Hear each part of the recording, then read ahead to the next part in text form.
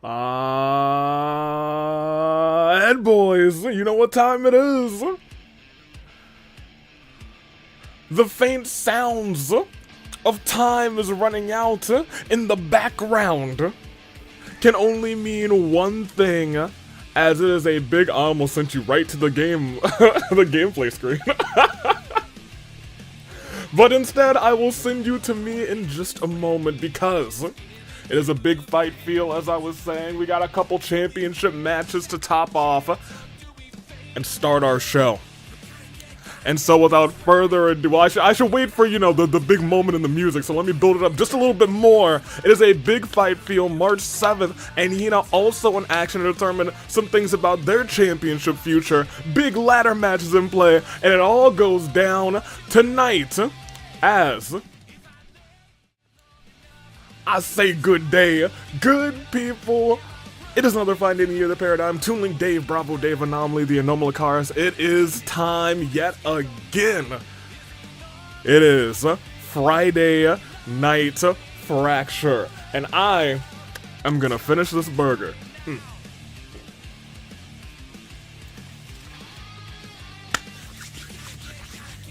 How's everybody doing? I also need to get the combined chat back up for me. There we go. Both on the YouTube and the Twitch side, we're here, as the kids say, and it's gonna be a fantastic show. In fact, you already have your poll. We're starting off with a fantastic match. Kaito, Cassius, and Team WAAAAAAAA have been dueling. They've been brawling out for the past couple of weeks. And at the tail end of the day, Cassius and Kaito got the upper hand on all of them, except on one occasion where Waluigi came, but I don't think he became, but I think, what, the third person to ever pin Cassius' brain? Fourth, Eggman also pinned him. Crazy times. Let's see how it goes on. Woo, Good Burger, yeah. Home of the Good Burger, can I take your order? Big fight feel for this fracture card. You're dang right, AD Gonzalez. Welcome, everybody. Good evening. I'm here to keep watch for any disturbances. Big thank yous from McSpanky's Nahida. Oh, man. Let me go through the rest of the chat real quick. I know everybody's starting to file in. Let me see. We got Sonic, of course, in here. We got the Crown in action. We got Keenan, which is kind of funny because we made a Good Burger reference with a little Keenan and Kel. Anywho, we got a big show. I'm gonna turn this music down because let me also turn this music up. Because while we could start with all of this, all of that, we could jump right into our show. How about we start with a little bit of Avi-Mania announcement? Because for the first time ever at Avi-Mania IV, the Fight Forever Championship will be on the line, both of them.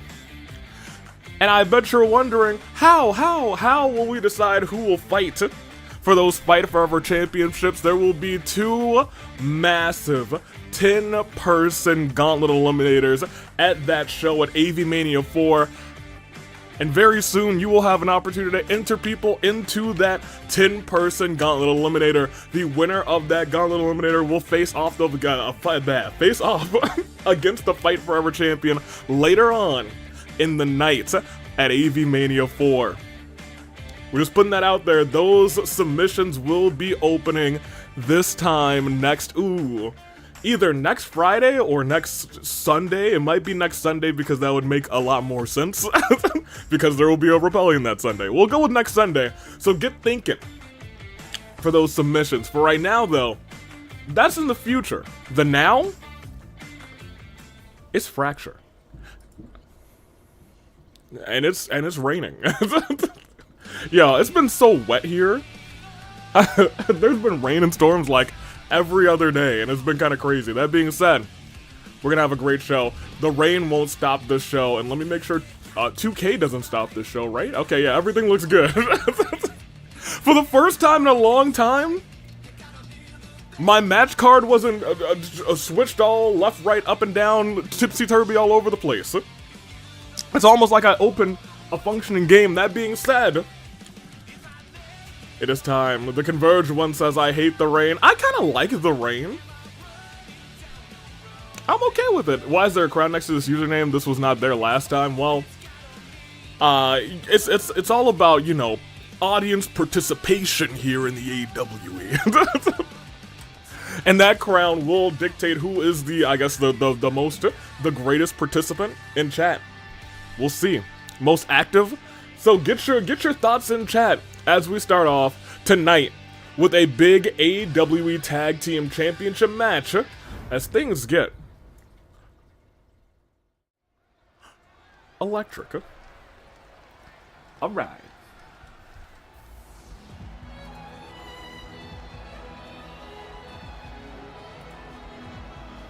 Yeah, let me bring this up, actually. I am, man. And out here it is. The longest reigning AWE All-Star Men's Champion. He held that title proudly for 189 days. A lot of people say that he put it on the mark. Put that thing on the map. And now he's looking to bring the Tag Team Championships to newfound glory. It's Cassius Bright. Cassius Bright is walking in here. We know Cassius Bright's track record. He's that guy in the AWE. As I take a delicious bite of this burger.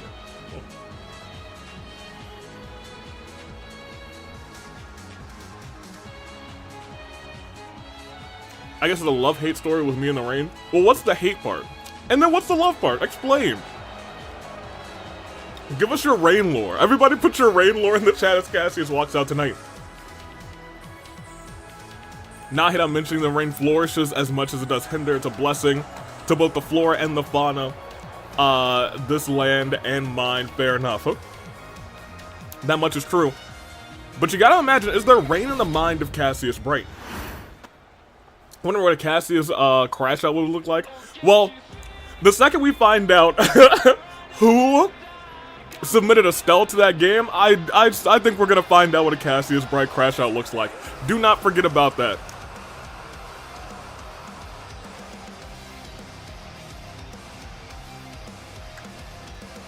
And while we said,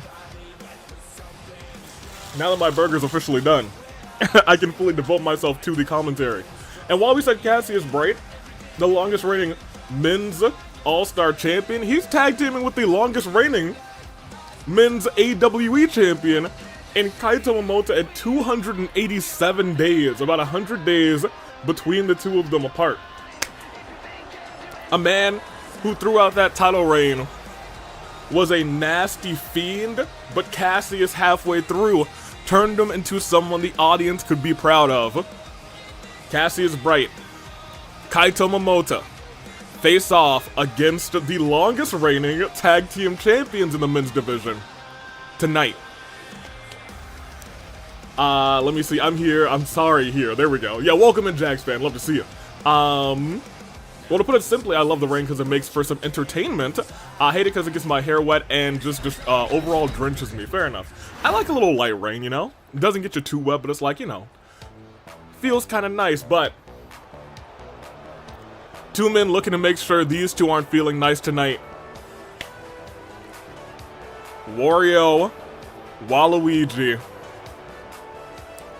Team Wa, at your service, coming out to defend those championships currently at 209 days. Will it end tonight? You have to remember, they won it all the way back at the fight before Christmas. They have held on to it. Wario took a massive middle above his body entrance, which is crazy. I ever thought about using custom Titantrons for the AW wrestlers? If I had the time, everyone would have a custom Tron, I'll tell you what. But I don't. So, I have thought about it though. Maybe, you know, Avi-Mania will see some custom entrances for our, I guess some custom Titantrons for our champions. That might be nice. Might be a nice idea, oh yeah. Regardless, it's our first match of the night.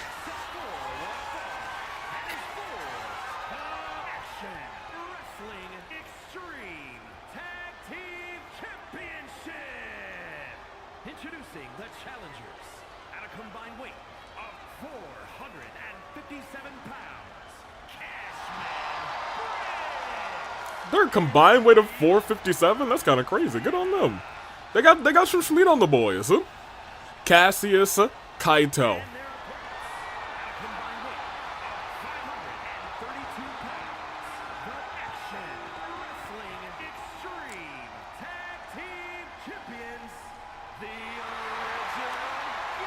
Up against the champions who will retain their championships by any means necessary.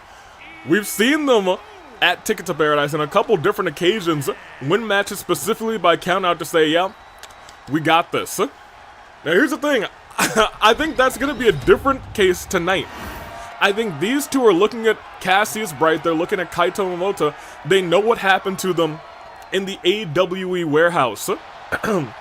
They don't want a match like that to determine the championships. They're saying we might as well have the best opportunity to beat them by beating them clean. And I'm about to beat a bot right now, you better believe, on the Twitch side. Y'all about to see me beat a bot. Hold on. Hold on, y'all go ahead and start this match. I'm about to beat a bot real quick. Let me see. Right there. Ladies and gentlemen, I do believe we have whoop that bot! And a 1 count on Waluigi already. Whoop that bot! Yeah. I like it. I am, man. Whoop that bot! As Cassius looking to whoop Waluigi early, body already feeling a little bit rough. Waluigi with his long legs able to kick Cassius right away. We're talking about, once again, 209 days on the line. They're trying to get these championships through Avi-Mania, or at the very least to Avi-Mania. Beating Cassius Bright and Kaito right here, right now, will likely get them there as a clothesline connects. Also, welcome in, Knight. How you doing? Waluigi stalking Cassius. Not stopping the tag, though. I spoke a second too soon, but maybe Waluigi took a second too long to taunt Cassius as he was crawling towards Kaito. The tag's been made. What do they have going on here? Into the corner. What do they have going on here? Kick right to the... Ooh! Knee strike and a kick and into a suplex. Goodness gracious, hold on. You gotta remember, these two, although they've never been like a truly functioning tag team in the tag team division, they've never gone after these titles together before. Cassius Bright, Kaito Momota, they trained all the time together. They do everything they can together. They're like, it's like Kaito has found a sense of family with Cassius Bright as the pinfall has been made for one. Just for one. But I'll tell you who doesn't care about family tonight. It's Waluigi and it's Wario. They're looking to bring the pain and retain those titles. Little figure 4 leg lock. Trapped in deep. Over the top rope. And Kaito goes flying. Glad I didn't miss too much. Now, you've really just missed the entrance. You came in pretty much at the start of this matchup. But it might not look like it with how Waluigi's starting to feel. His body's already kicking it orange as Kaito turns him around. Has him up and sends him into the post with that suplex. Waluigi stands right back up. And you know what I hear? A count. And Cassius and Kaito know better than that. They know that they have to keep Waluigi and Wario in the ring because they will gladly win this thing by countout. And we're starting to see that now. Oh, they both tripped up on the stairs there. Wait a minute. Wait a minute. Hold on. Couple shots to the gut. We're at a count of 8. I thought for a second Waluigi was just going to stand there and say, you're going to have to come out and get me. That's not the case. Instead, he goes back first into the turnbuckle. Reversal. But again goes back first right there. And again a reversal. And now he's fired up. Here's the thing. They do still have a completely fresh Wario. But on the other side's a completely fresh Cassius Bright. And I'm going to take a completely fresh Cassius over a completely fresh Wario any day of the week. Sunday, Monday, Tuesday, Wednesday, Thursday, Friday, yesterday, tomorrow, today, Christmas Day, Labor Day, Arbor Day, Bring Your Cat to Work Day. Any day, I'm taking Cassius over Wario. But it's tag team action. There's a world where Wario pins Cassius Bright tonight, as he's looking to muscle Cassius up and send him right back down. Cassius with a reversal kick to the head, turns him around, and sends us back to the mat, already thinking about wearing that body, that arm down, but Wario able to get out of it quick. Couple shots right to the face.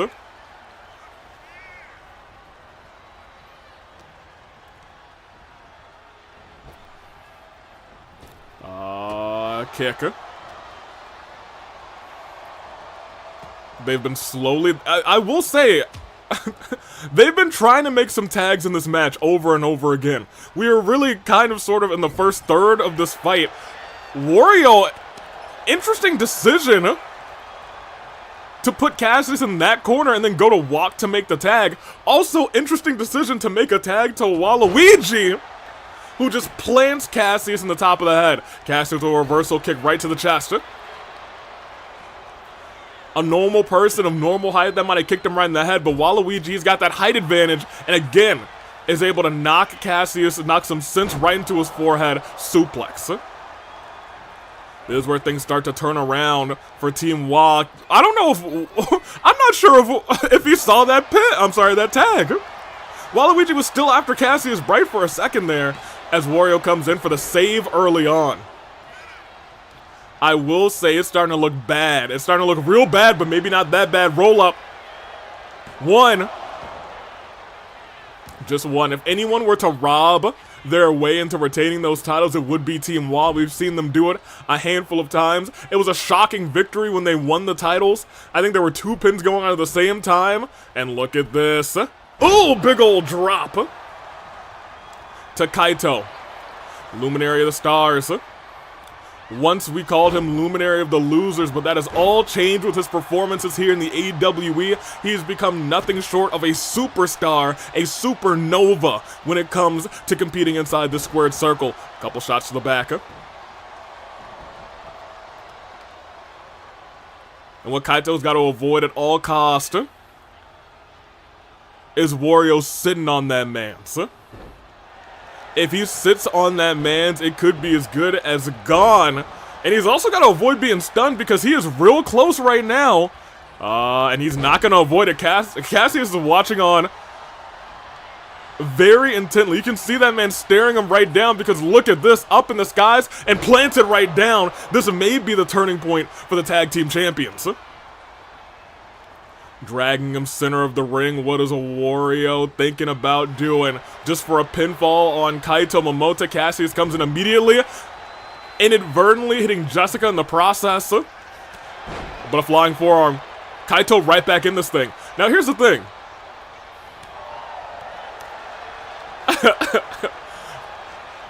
If a tag's made here, like it was about to be, and that was a reversal of a finisher actually. That was a reversal of the tag team finisher. If a tag was made there, the referee wouldn't have seen it. But for some reason, the refs have, like, all-encompassing eyes when it comes to tag team action. Oh, ran, and he's still running big old clothesline by the short and stocky Wario. Jessica back up, but I don't think Wario just saw the tag made.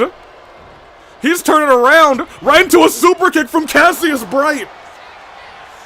Pinfall, Kaito's still down. That's 1, that's 2. No, it's just 1. Hold on a minute, it's just 1. Wario's still, oof, still pretty good, but after that missed move, Kaito's down on the outside, so is Cassius Bright. And Wario looking to keep him down there. What is he thinking here? Not a double axe, it's a whole crossbody. Cannonball style for freaking Wario, center of the outside of the ring. But look at this. Oof. Playing some face first. Cassius back in. I'm not sure what's going on outside there. I don't know who's getting roughed up. But the boys are brawling. The boys are indeed brawling. And Cassius, he's got him set up perfectly. Is this about to be? Turn around. Phoenix Splash does not connect. Wario able to reverse it, and now he's calling Cassius to get up instead. Pop-up powerbomb gets every ounce of it. But Kaito there to break it up. as these two teams are starting to open up that sauce. Stomp to the midsection. Cassius with the reversal. Turns Wario around. Has him up. Sends him down onto the knee. Wario trying to make that tag. Cassius stops it. He's getting fired up now. Another stomp to the back of Wario. Elbow drop right to the heart. Rolls outside of the ring. This fight is spilled outside of the ring again and again recently. We even saw a brawl happen on the other side over there. No pun intended to the actual other side. Climbing up to the top rope again. Cassius does not have the Phoenix Splash. What is he thinking here? Up on the rooftops. Hurricane Rana from the heavens into a pinfall. 1, 2. No resiliency. Wario survives. He called for him to get up, but Wario was able to make that tag.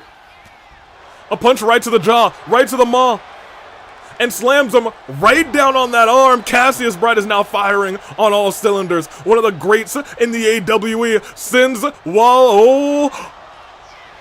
That might have been exactly their plan, though. Stopping that move from happening. 1, 2. Reversal into another pinfall. 1, 2.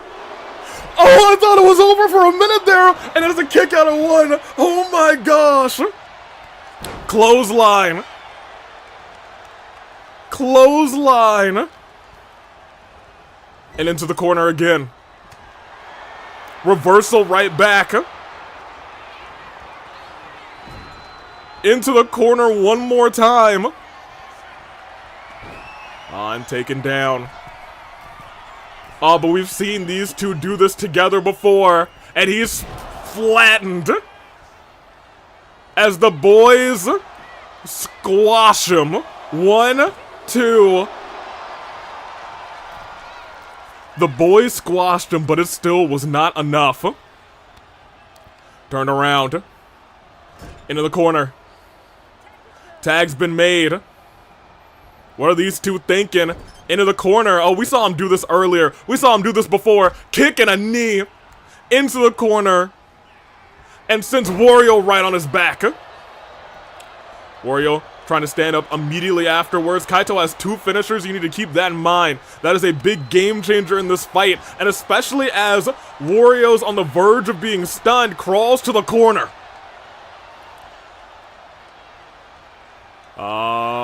He's calling for something, saying, alright, get up, runs towards him, big ol' kick right to the jaw. But another reversal by Wario trying to stay in this thing.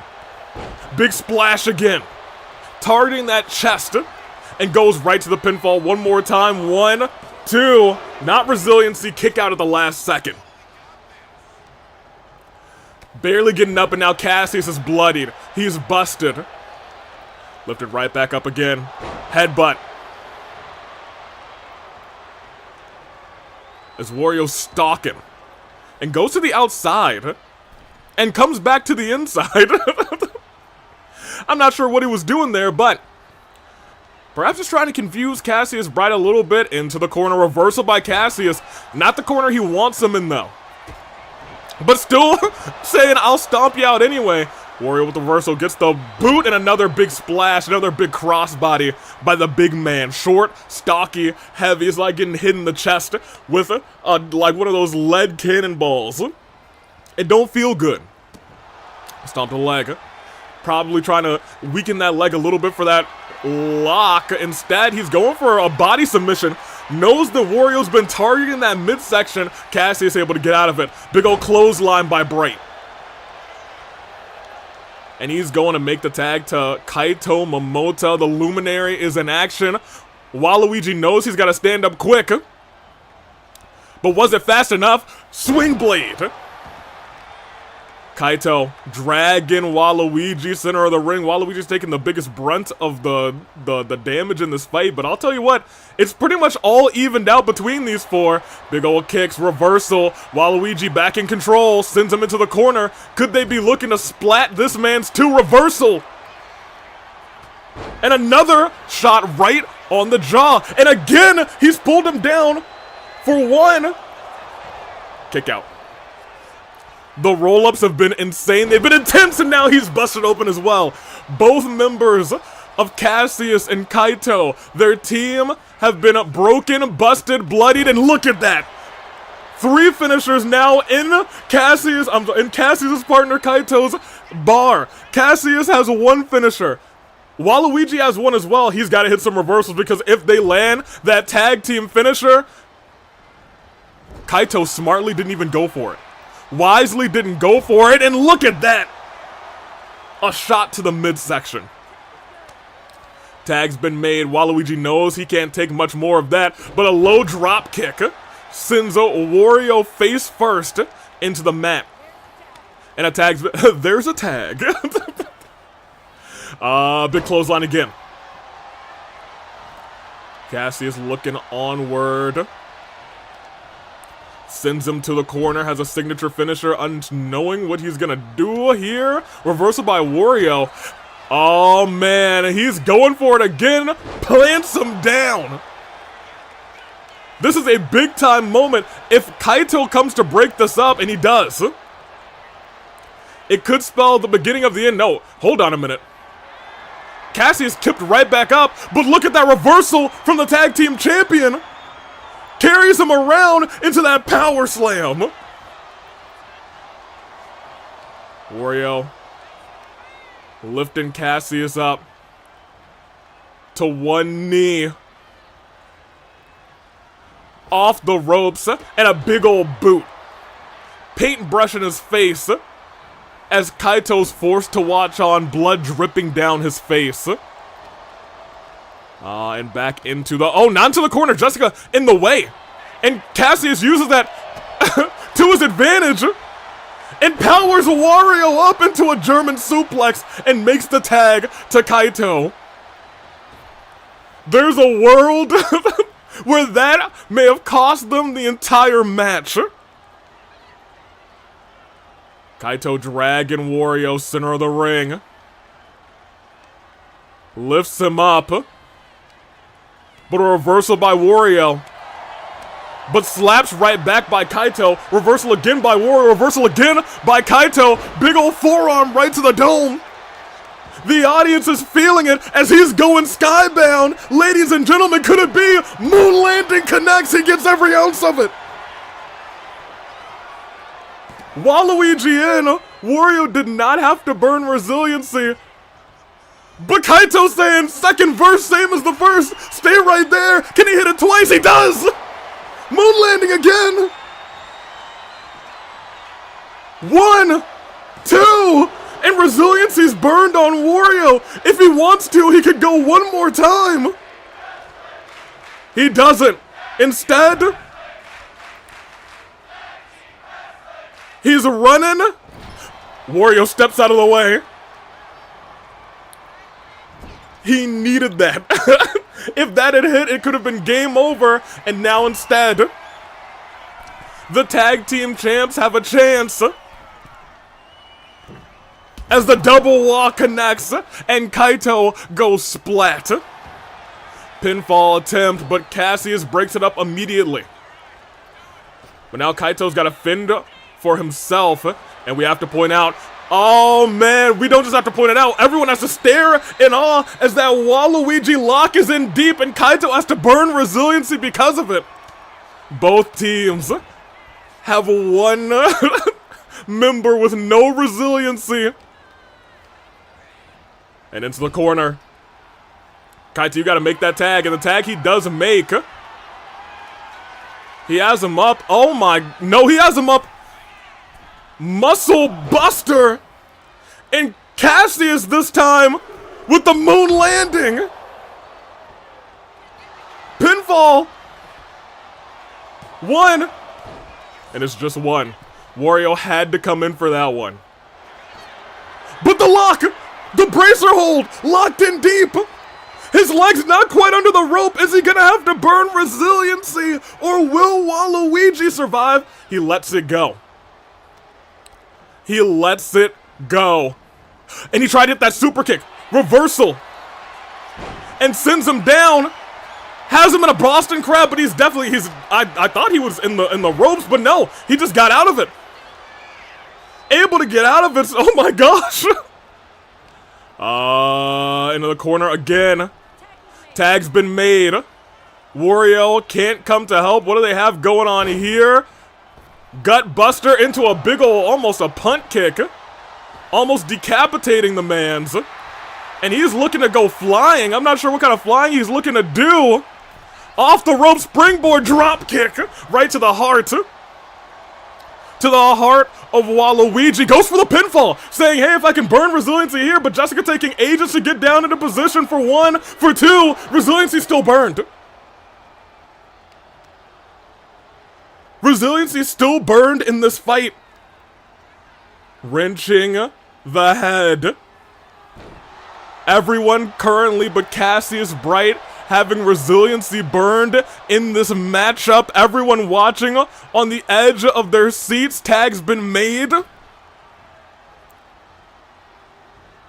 Steps in. But look at that Hurricane Rana by Cassius Bright. Heads to the corner.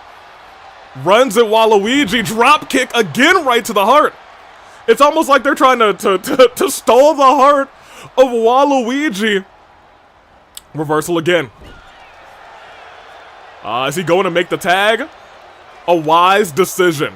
They have to keep these tags flowing now that they've both lost resiliency. Oh my gosh! Discus clothesline with authority. Oh, but look at that! Face busted. Cassie's feeling that one, writhing in pain. And we're starting off with a match of this caliber. Up again. Wario gets reversed. And a shot right to the jaw. Cassius looks like he's going towards Kaito Momoto. Okay. Alright, 2K. Chill, 2K. You're just going chill for me. And a super kick to the gut by Kaito. Reversal by Wario. The back and forth between these two. Oh no, it's not back and forth anymore. He was looking to end him. And right in front of Cassius, he was looking to end Kaito. Has him on the ropes. Puts him down and stomps right on his chest. Stood right up. Oh, he's going for it. He's going for it again. That power bomb by Wario. And you gotta now look. Wario's the one who's got... I'm sorry, Wario? Oh, no. Oh, no. Oh, no. What's the man's thinking here? Double axe. Right to the top of the forehead. I'm not sure why he didn't go for the pinfall. But I'll tell you what. The night rolls on. Reversal by Cassius, but Wario staying on him.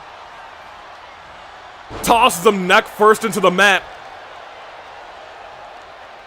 And he's just trying to make Kaito suffer at this point. Running in again that big boot. And crawls into the pinfall. It really could be over. 1, 2. And they retain. Team WA are still your tag team champions. Man. I'll be real.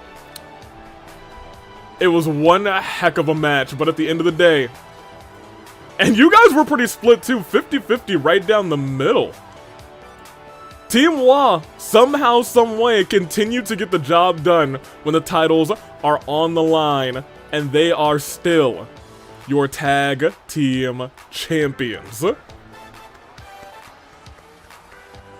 They lost, but the build all 3 times. Well, Raid, this is professional wrestling. If you lose all the way up to the championship match, that means you're winning the championship match, baby. Congratulations once again to Team WA. They are still your tag team champions in what was an incredible title defense. I gotta say, in terms of their title defenses, this is probably their best defense. So good on them. Because Cassius, Kaito, they brought it all. It's the Racket of Psalm theory. They learned. How did they win? They shouldn't have. Well, Ray. Did you pick them? Did you jinx them? then maybe that's why they lost. And there they are, one more time, and still. You gotta give it up to him. When those two heavy leather and gold things are on the line, they know. I didn't vote, but you did believe. All right, big congratulations to Team Wall. What a way to start off our show with a little electricity. It was an electric match. As we move onward, I'm going to click next match and trust 2K to do the right thing and get the job done. All right, 2K. I believed in you, 2K. I believed in you. All right, and I was right too. For now, it is an Avi-Mania ladder match qualifier. Triple threat. Here we go. Actually, it should probably be more than here we go. Avi-Mania qualifier. We got Camilla. We got Nemona. We got the Raiden Shogun. That's for you. Twitch, I'm getting a call. Let me see. I'll take it in a second, or I'll call them back in a second. It is Avi-Mania qualifier. It is Camilla. It is Nemona. And it is Raiden. Two people who have held that AEW championship before. One person who has never held a championship in the AEW, despite being that girl, Nemona. And we'll see it happen as things continue to be electric. Okay, you guys discuss amongst yourselves. I will get this call. An actual call. To be honest, so give me 1 second.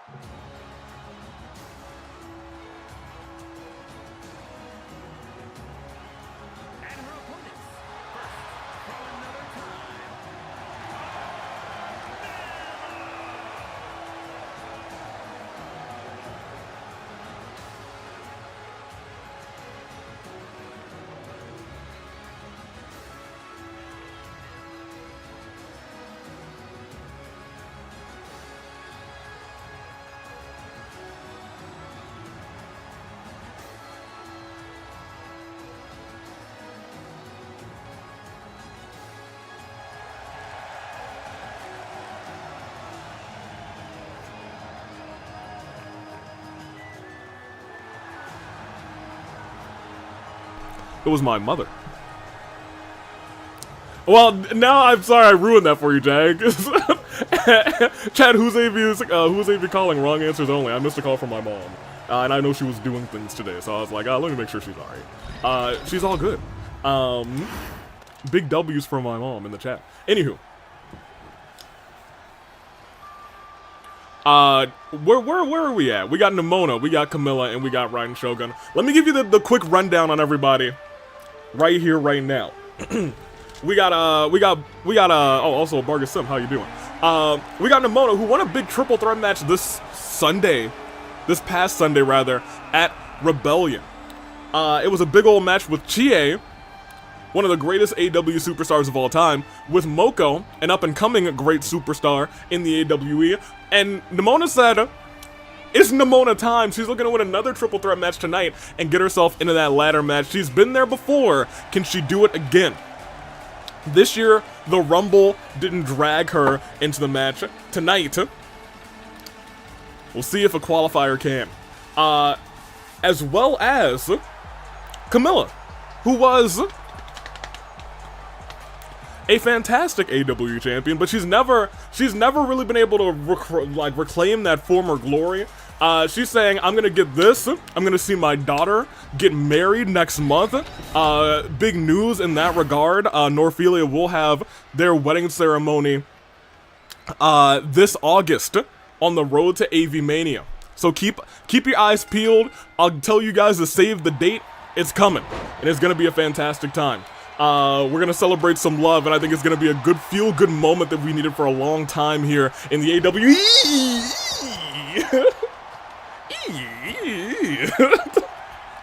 It is triple threat. It is a triple threat match. I'll tell you what. And somebody's neck don't feel too good no more. All right. Let me see. Big W appears to mean big win. Am I correct? It is in W. In W, big win. As in win, big win. Thank you for the confirmation. Let's get this match on the road. As the two purple-haired ladies work together against Nemona, who has visited our stylist, who is not tough, thankfully. Although we have seen her walking around with some scissors backstage, regardless. It is important to note that she's been to our stylist. She's got her side bit of green back, and Nemona's fully back in action as the jaw of Camilla gets rocked as the Raiden Shogun now looks to take it to Miss Rumble herself. Kick to the back. And another kick to the gut. Stomp to the back as well. Couple big chops. Hold on, missed that one. Gave Nemona a second to recover. And Nemona said, I see you trying to get up. You're staying down.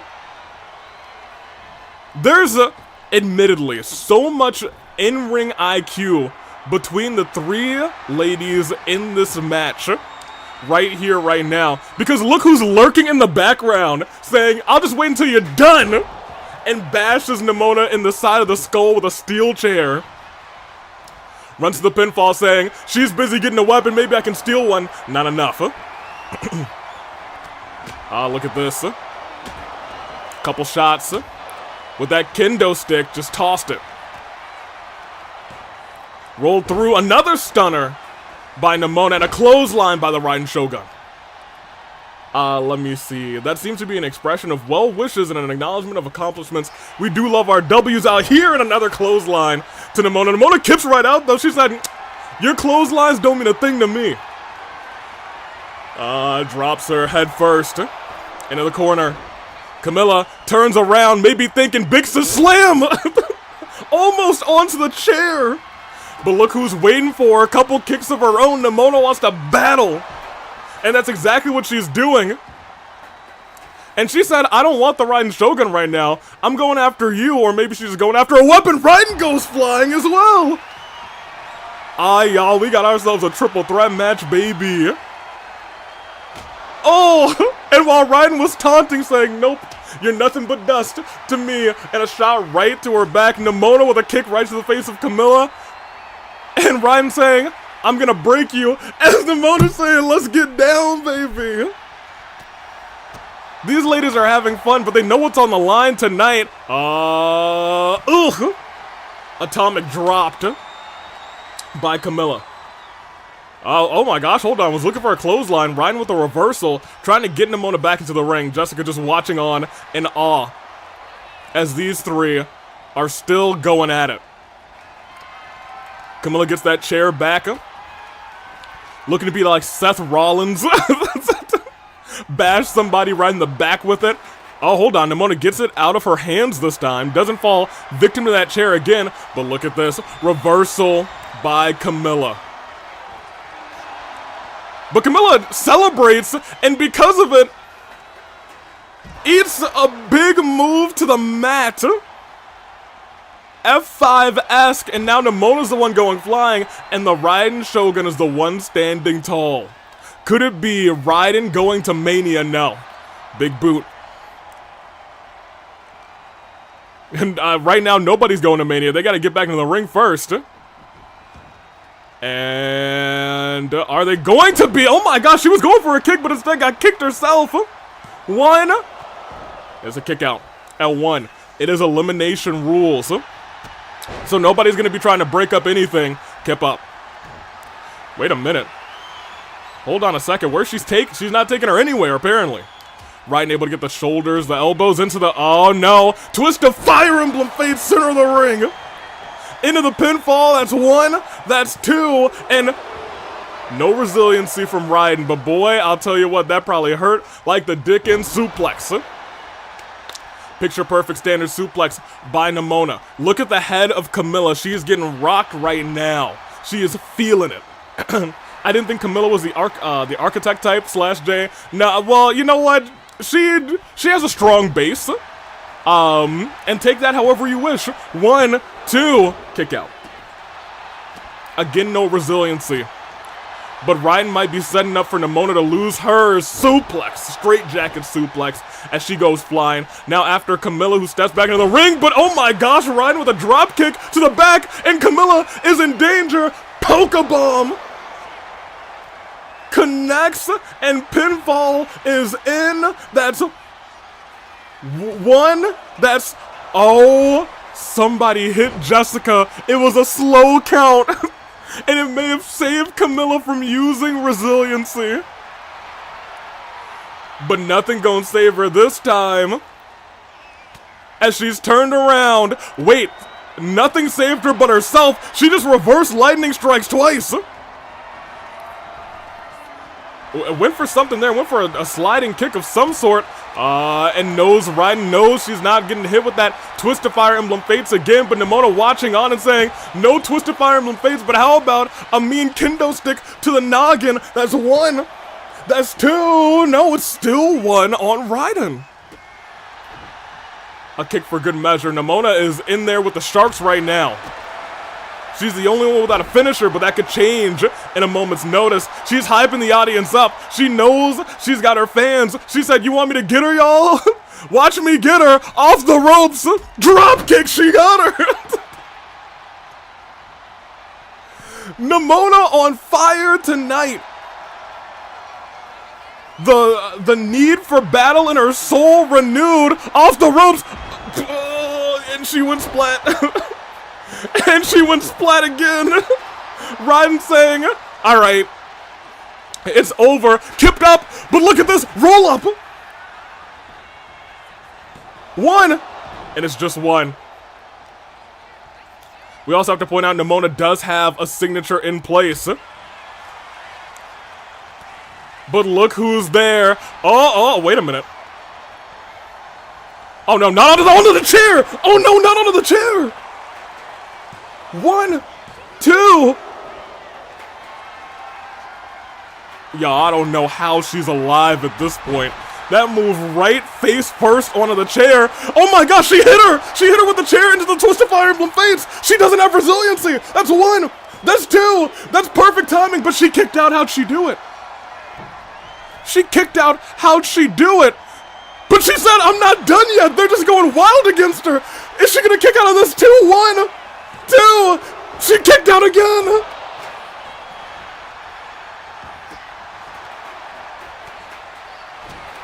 Oh my gosh. But look from behind. She was going for that Pokebomb. Reversal. Camilla survives again. Camilla survives again. Dragging Nemona to the ropes. What is she thinking here? Has her up high. Punches her right in the maw. She's got her tangled in the... Oh no. She's going super high with that super big slam into the Raiden Shogun. This is awesome. And she's calling for her to get up. But look who's ready to steal the spotlight. As lightning strikes twice onto the chairs, and Camilla's done. She was too laser focused on Nemona, and her match is over. Oh my gosh. Couple kicks. Nemona trying to take down the Raiden Shogun, and she may just do it with DDTs like that. Has a steel chair in her hands. and it hits it on the hand of the Raiden Shogun, goes for the pinfall right afterwards. That is 1, that's 2. That's still not resiliency? Kick by Raiden. Chop right to the throat. Nemona steps out of the way. Which one of these two is going to Avi-Mania in that ladder match? Where is she taking her? Up and down, plants her. Noggin first, but she stands right back up, but she stands up into a reversal of the Pokebomb. Shot to the back of the knee. It was almost perfect timing for Nemona, but now she's falling victim to Raiden as she has no resiliency, and Raiden does not go. Does not go yet, not to Avi-Mania, not yet. But this may be the beginning of the end for Nemona. Oh, Raiden said, I don't even need to hit you with my finisher. She's trying to crawl. She's trying to crawl over. She's trying to crawl over to the ropes. Buy herself some time. Oh no, no, lightning strikes twice out of the corner, and she walks over towards a chair. Oh, thank goodness she didn't die, but I'll tell you what, she does not have resiliency. Ladies and gentlemen, that's 1, that's 2, and huh?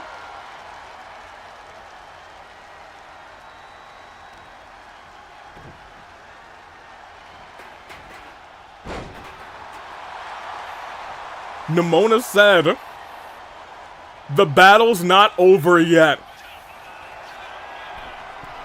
Raiden climbs to the top rope, and a drop kick. The battle might be over soon.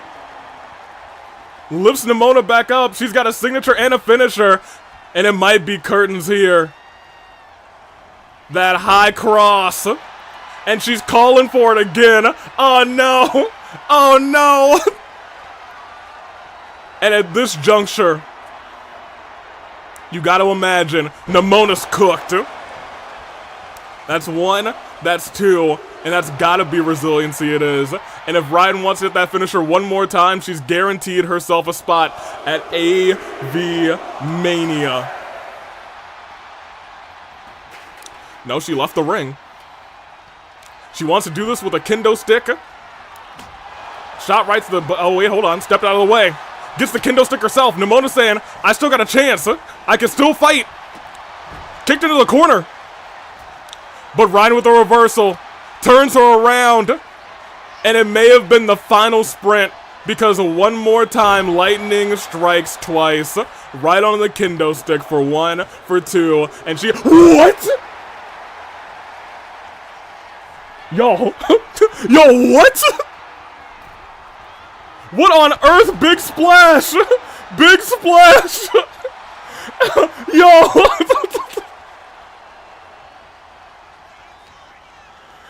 I don't know how she done it.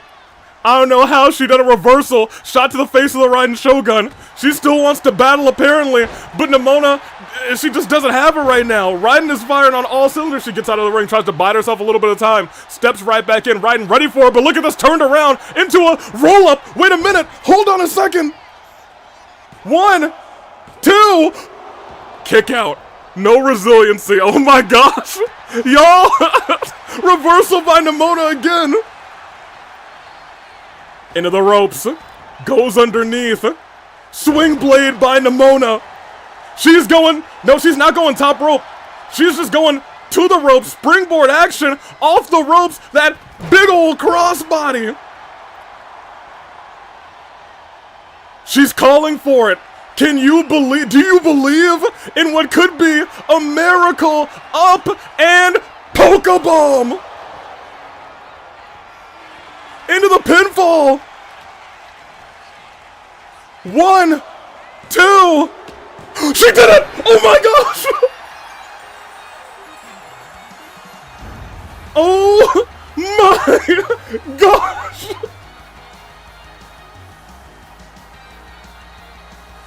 Chat. I don't know how. Maybe Raiden thought, yeah, I don't need resiliency to kick out of this, but that Pokebomb hit a little different. That Pokebomb hit a little different that time. Oh my gosh. The kickouts by Nemona were crazy. She built up that Pokebomb one more time, and she did it. She's going to Avi-Mania, baby. Oh my gosh. Hey y'all, this is crazy. We all thought it was over 1,000,000 times. We were like, alright. It's the beginning of the end here. We were like, she's out, she's out. And then she kicked out and I was like, okay. Look at her go. We thought she stole it here for a second. We thought she stole it here for just a moment. But a kick out from the Raiden Shogun. And at the very last second, she said, nah, it's my time. I want to battle at Avi-Mania IV. Plants her down, goes for the pin, and maybe it was the kendo stick that she landed on, but the Raiden Shogun won't feeling right after that one. Congratulations.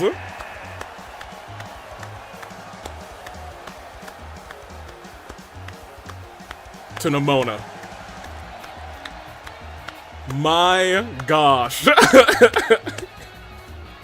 What a fight. Yo, give her all the flowers in the world. 18% of you believed in her. She was truly an underdog in this fight. Twitch actually did believe in her. Twitch was like, nah, Nemona's got this. And boy, howdy did she. Nemona's going to Avi-Mania. My gosh. And oh, you've earned a ton of respect. Yo, agreed. Flair saying, go Nemona, woo! Hey, Nemona,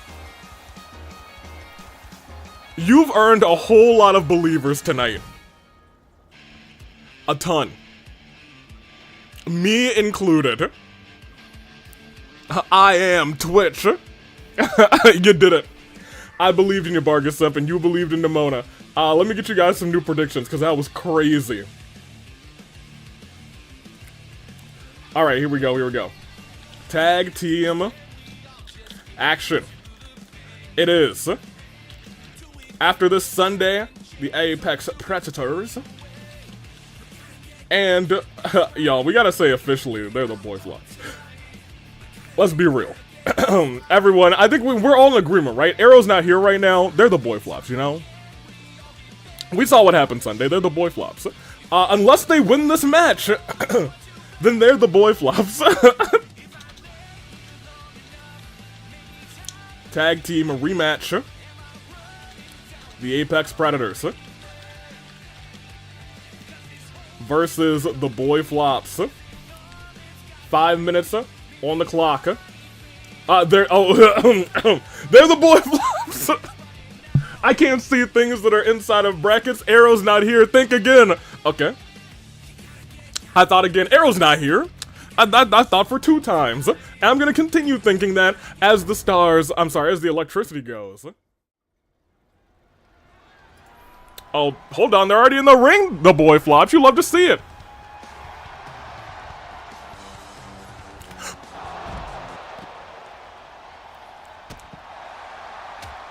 Wait a minute. No, get them out of here.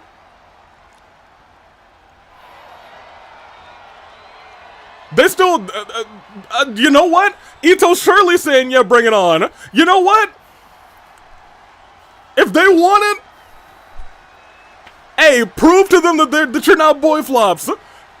Let me get you guys some new polls. In this thing, they want the fight apparently. They weren't on the card tonight. I didn't want to book them at all, but they've made themselves booked. I guess this is happening.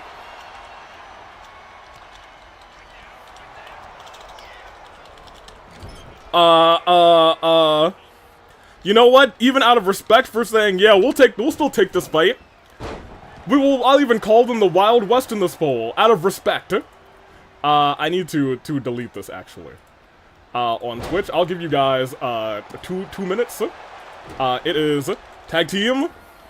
I guess, this. Instead, it is the Wild West, out of respect, and the Equalist Movement. There, now everybody's got it. Alright, fine. Goodness gracious. Not what was on the card, but this is the AWE. Anything can happen. It's Wild Westing time. Immediately everyone starts to say, you know what, Wild West, they got this. And you know what? I'm with it. Kick to the gut. Show, and you know what? Look at the history we got here. Look at the history we got here. These two used to be friends themselves. Ito, Yosuke, they used to high fly together. And now look what Yosuke has become. It wasn't like that long ago in the long scheme of things. A shot right to the face. Ito turns him around. History between these two runs deep in the AWE. And apparently it's even running deep tonight. As far as I know, Kevin's just a cowboy. Agreed, with button eyes. Ito does have a vision though, so that is a little scary, little terrifying. But Amon not out here, which feels good for me. That lets me get a little breath of fresh air as Ito goes down. Tag's been made to Kevin though. And the same with Al Haytham, the two fresh boys are going at it. Oh, and Kevin gets rocked with a knee.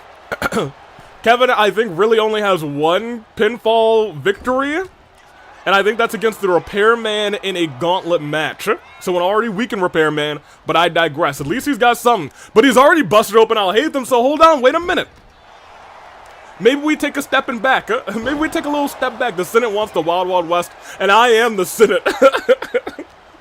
Excellent. Their main goal, rather, likely only concerns Ito. That may be the truth. Can you imagine they weaken him up and they get him down? I'm actually going to text Navia.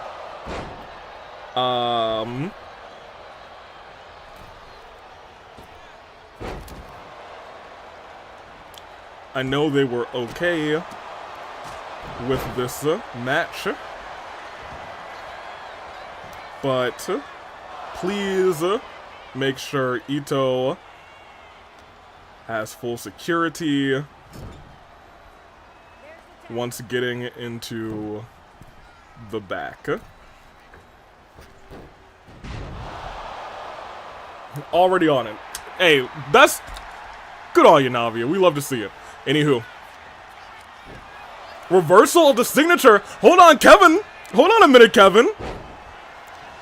Hold on a second, Kevin. Look at him go. Tosses him into the corner. We think about a little tag team work from the boys back home. Into the ropes. Double drop kick right to the chest of Al Haytham. And then sends Yosuke flying. Hold on, let's go. On a little rodeo, the Wild West are popping off. Ito steps back into the ring. No, he steps up to the top rope. He's going nowhere, apparently. He then steps right back down and turns his back to Al Haytham, but maybe he was just luring him in. Turns him around, but Al Haytham was ready for him. A shot right to the spine. Shot right to the spine.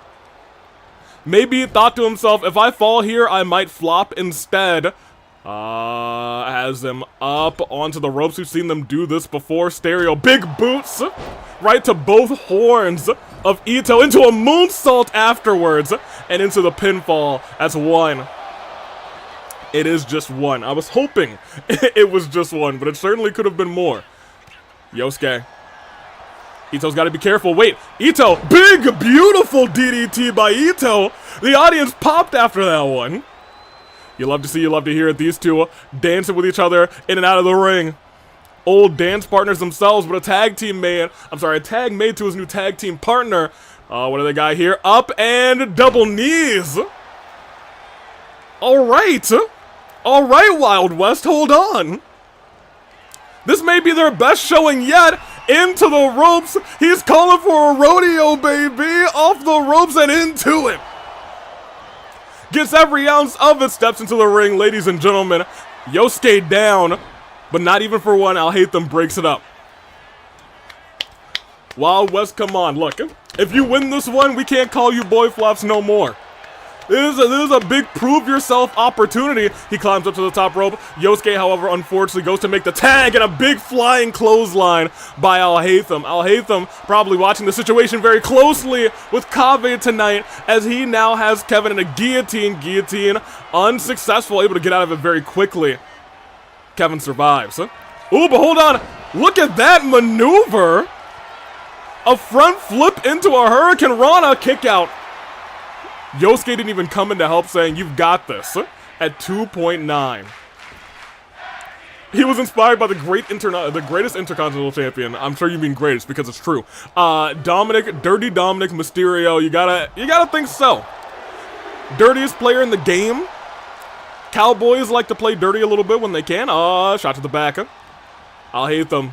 Has Ito right where he wants him, but Ito with a reversal, a couple shots to the face. This is a rejuvenated, and you know what? I won't say totally rejuvenated. I'll say that seeing that attack, seeing what the Equalist Movement has been doing, may have, okay, well, never mind. I was gonna say may have riled this team up to do better than ever, but right now Ito doesn't even have resiliency.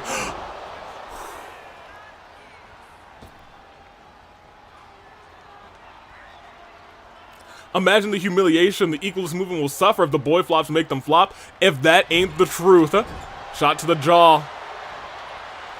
Turns him around. What is Ito thinking here? Wrenching that arm backwards. And I'll hate them almost stunned. Is Ito gonna make the tag or is he gonna run at him? He's running at him. If he gets this, it might stun. It doesn't. Knee is not enough. But goes for the pinfall. Saying, "Come on, Yosuke, come on and break this thing." It wasn't even one. You know what? Actually, outside of the move, I guess he hasn't been hit that many times.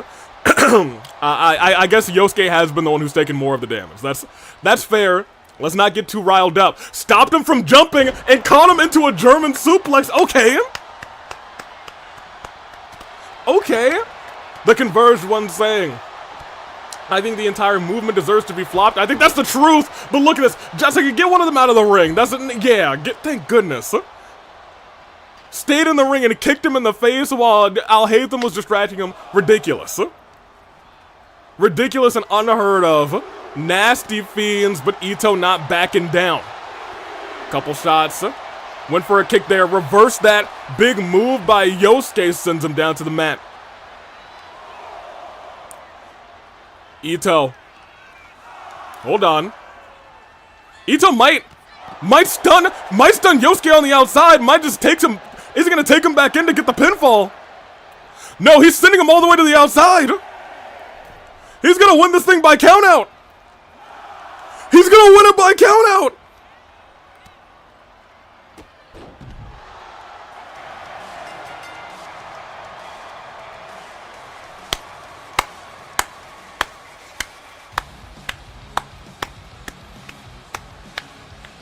Ito realized that this was a win by any means necessary.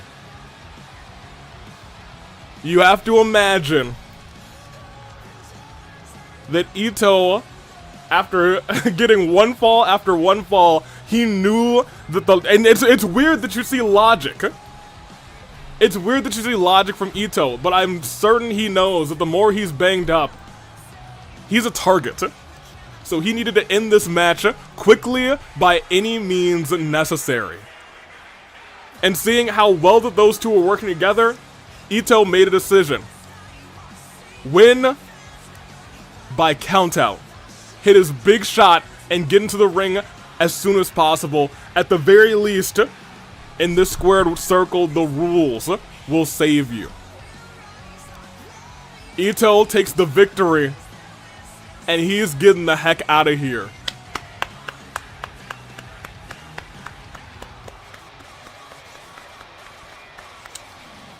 Hey, give it to him.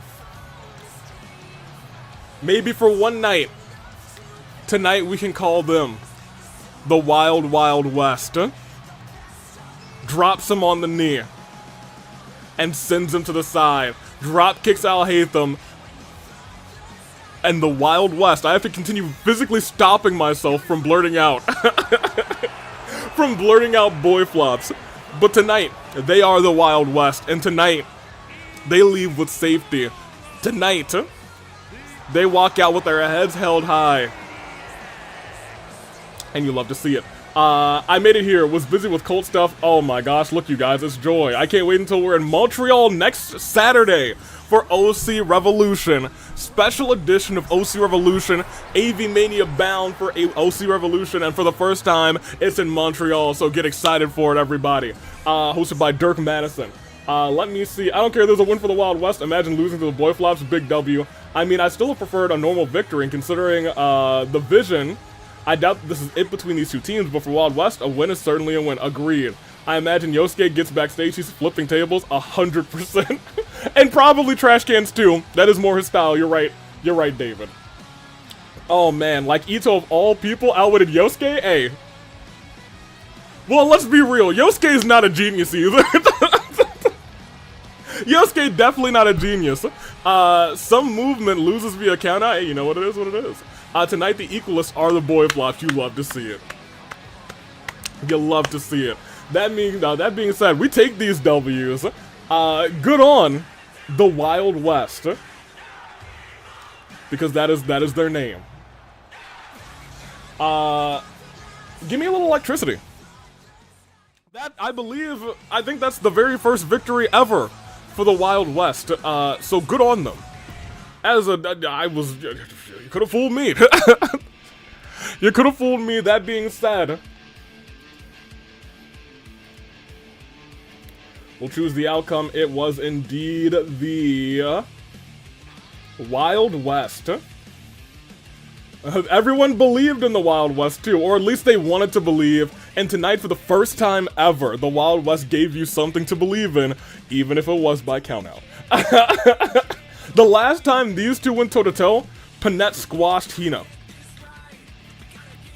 This time, Hina wants to run it back and Panette wants it too. Hina even saying, alright, I gotta get my lick back. Hina saying, if you beat me again tonight, I'll put my title up on the line against you before Avi-Mania. This could be, or essentially rather, this is Hina's last stand. If she wins this match, she's going to Avi-Mania as the champion. If she doesn't, might be bad news bears. That being said, they're running it back. Number 5 and number 1. As we clock back over here as well. Panette. Hina. Run it back. Hina in a better headspace. Are there any Equalists on the women's lineup? Not to my knowledge. Not to my knowledge. Amon's thinking really lost to those two. No, here's the thing. You know what I think Amon's probably thinking? You know what? If that were an equal matchup, you guys would have won. He's probably blaming it all on Ito's vision. And I'll be real, we might need all sorts of security on Ito after that. And that's the trickiest part. That's scary. Amon's a scary individual. Did I give, yeah, I gave everybody their points. Or I gave, rather, everybody their predictions. 50-50 so far in the polls. You love to see it. Anywho, let's get into the show real quick. Also, Avi, I hate you /J. I hate you too /half J.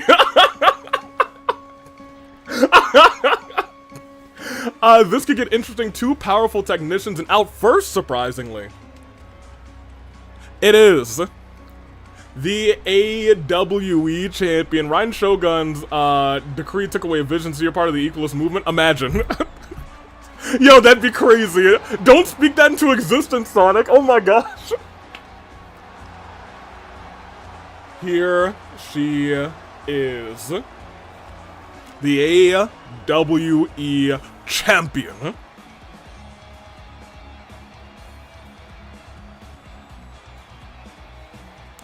She walks down to this ring.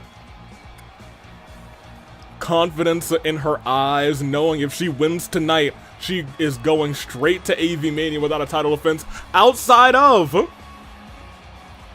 somebody who could be lurking at any time. We're talking about Sage. That being said, Sage is also competing tonight, so you know, we'll see. Isn't Raiden an Archon herself? I doubt she'd give that up. Well, I mean, she gave up her Gnosis, so I don't know, you guys. I feel like it might not be that out of the question. Okay, it might be serious now, half joking. Haha, you mean sarcastic, I understand. I can read those tags. I'm not an old man. Wanderer gets jumped. Let's make, let him on make excuses. Frankly, he chose two not good fighters to join him. So, not good fighters, I don't know if I can really agree with that. Yosuke, he's got accolades. Mr. Golden Ticket, cashed in successfully, defended, I believe, 1 or 2 times successfully, went on to win the Tables Championship, vandalized it, so I hate that, but regardless. And here comes Panette. Al-Haytham was so good for a while, and then he wasn't, because he failed his Golden Ticket cash-in, got embarrassed like the loser that he is. That being said, I'm gonna take it all with a grain of salt. I don't, you know, this is me speaking objectively. I'm just saying things objective that aren't subjective. I don't want to get targeted by the Equalist Movement. I ain't got no powers though, so you know, I'm gonna be okay. I'm just that guy. Keyword was, you might be right, Solara. So let's see, Panette will jump him. She might. The last time these two went toe-to-toe, Panette did jump her. She got her, and then she also attacked her afterwards with a steel chair, left a bad taste in Hina's mouth. Luckily, Hina was still able to clock in at number 5 in that gauntlet and win the whole thing. Let's see how this plays out. But I'm more than happy to put Hina away again tonight, but Hina looking to not make sure that happens. She wants to secure her spot in that ladder match. But right now, Panette stands in her way. Hina, Panette, and it's on! Big old boot to start this thing up. And she's going right after the champion's head. Panette, we know, has turned her back on the fans of the AWE, calling everyone fickle. Many members called her a fraud. She said the real frauds are the fans. Hina stands proudly as the only 4-time AWE champion in this company's history. Looks to carry that title again with pride, but Panette standing in her way. Look at this. Locked in deep. Little chain wrestling. But reversal. You actually don't want to do chain wrestling with Panette. Panette is a grappler, and she's starting to show it right now. I was just about to say, hold on a minute. Panette's a grappler, Hina. I don't know if you want to do this. Is Panette still tag teaming? Marin's been out with injuries since they lost the tag team championships. Was dealing with a concussion. We have hopes that she'll be back before Avi-Mania. I'm not sure how those two are going to interact when she does return, though. A lot of us are wondering, how does... Oh, that was already a 2 count. How does, essentially, Marin feel about all the things that Panette has said, all the things Panette is doing, as she's locking in another submission. She's trying to tear the champion apart. Hina, able to get out of it. What do we got here? Up and into the... No, not into the turnbuckle. Couple shots to the head. Reversal by Hina, much needed since Panette out of the ring. I don't know why she followed up with a strike like she was coming over. But maybe Panette sent herself outside of the ring. Hina celebrating, maybe a bad time to do so, and she gets caught with a big kick to the face. Oh man, off the ropes and into the chest of the champion. It's starting to look grim again for Hina. Can she power back in this fight? AWE fracture continues. Oh no, no, she's going concussion. 1, 2, kick out. Guys, I think we need to start to pay attention to how this match is going. Panette is completely fresh. And she's locking in the Wyvern Sleeper. It's not in as deep as it can be, so Hina may survive this. No, just sends her down afterwards. Try to go for a pinfall, but Panette kicks out before 1. I was gonna say there's been no real damage. Hina missing that shot, and now Panette back in control. Drops her shoulder first onto the knee. 1, 2, kick out. Here's a nightmare for you, AV. Equalist Panette. I don't like that. I'm not a big fan of that at all. Don't speak that into the air, please. Hold on a minute. She's going to the ropes. What is she thinking here? Not often do we see her flying, but lately we have been. This match, again, has been all Panette. But Hina able to get the reversal. She needs to mount a comeback. And... and she reversed the signature. She's doing it again. She's doing it again. She reversed a concussion. Hina saved herself because that would have been the end of the match. It would have spelled the beginning of the end for Hina. Champion reverses the signature back. It was exactly what she needed. Oh my gosh. Oh my gosh. My heart skipped a beat. Elbow drop to the back. Panette finally starting to take a little bit of damage. Hina calling for her to get up, saying, "You must have forgotten this is my domain. It's my division again. And it's time for me to clap back." Pop-up punch right to the jaw. And she's saying, it's time for you to let me win. 2 finishers in her arsenal now, but no resiliency from Panette. Able to power up, get a couple shots right to the gut. And a clothesline to the champion. Hina's still down. Turns her around. Oh no. Oh no. Wyvern Sleeper, she doesn't have resiliency. She doesn't have resiliency. Hina is surviving. She sets her back down. Sets her down saying, hey, but maybe I can get you real quick with a top rope maneuver, maybe? Tried to kick her. But got the drop kick anyway. Goes for the pinfall. I don't know if she's got resiliency, but she definitely has the other one. 1, 2. No longer has resiliency. Oh, man. Went for a knee. Hina survives. Big crossbody. She's got to hit one of those Sister Abigails. She kept right back up. Hina gets the advantage, but a couple more shots to the midsection. Panette is again firing on all cylinders. And a clothesline reverse into a kick. Into a big old boot. Hina, the champion, now firing back. A little back and forth, up and down. Panette trying to lure Hina out. Lure her into a punch. And steps up into a chop. Cheap, dirty moves by Panette. But look who kipped up. She didn't see her kip up. And now I think she's starting to pay attention. But Hina steps out of the way. She Samoa Joe'd her. Lifts her right up into the uppercut. Big combinations. And a shot to the back. But Panette not down. Still on one knee. Fires back with a shot to the chest. Into the ropes. But caught by Hina. Oh, into the corner. Not where you want to be. This is how she won the championship. Well, that's not how she won the championship back. But she might be trying to burn resiliency. Nope. Never mind. I was going to say she might be trying to burn resiliency earlier. Panette not letting her get away with that. Hina, I think, starting to realize what's going on. Big chop. Reversal by Hina. Hits the Sister Abigail. Gets every drop of it. Could be resiliency from Panette. That's 1. That's 2. That's resiliency. Hina's got a chance. Hina's found her opportunity. And I think, ladies and gentlemen, the champion might be going to Avi-Mania the Crawl. She's scooting. She's scampering.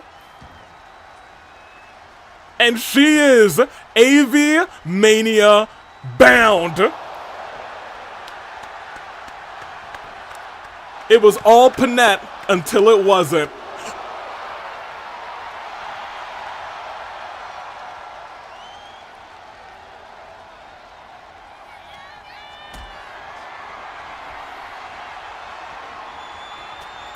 Punches by Panette. She kicked out of the Sister Abigail.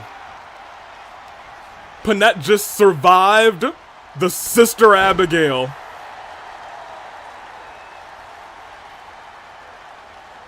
Hina going to the top rope. Panette kips up. Lured her back down. And Hina rolls outside of the ring. They're in each other's heads. But she caught her immediately into the Wyvern Sleeper. It's locked in deep. This lane of the match. She's got it locked in. She's wrenching the head back all the way. She's won. She's done it again. She's gonna fight Hina for that championship before Avi. Oh no. And she's saying this time you're gonna stay down. Gets the chair again. Panette, come on, man. Come. Marin! Marin's back!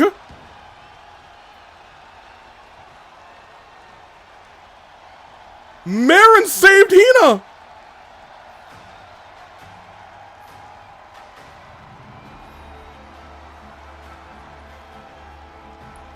We were just talking about her earlier!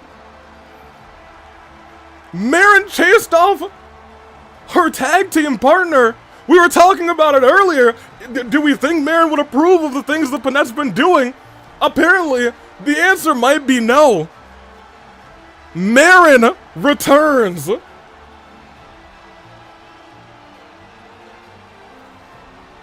The shock of the century. Get me back over. My gosh, Volp tag team's over. Look, I think all of us are at a loss of words. I know I am after what just happened. Goodness gracious. Panette gets that title opportunity. But let's keep it a buck. She now knows in her conscience in the back of her head, Marin's not by her side. We gotta hear from Marin at some point. Maybe we'll hear from her at Rebellion. If we do, man, it's gonna be a a cannot miss Rebellion. Let me get you guys some polls. Man, there's clearly tension in the racket given Marin stopped Panette. Agreed. Hard agree. It's a tag team championship match. These three teams have been putting on show-stopping performances. It is Hot Topic. It is you and I, and via the Freebird rule, it is the Flame Tribe. And there you go. And over on the Twitch side, it was Panette, who kind of owned Hina again. I thought Hina brought it right back. And when Panette kicked out of that Sister Abigail, I was like, huh? I was like, you what? Tag team title match. It is you and I. It is Hot Topic. And it is the Flame Tribe. Let's see it happen. 5 minutes for Twitch. YouTube, you've got your predictions. Let's talk about it. As things continue to be so electric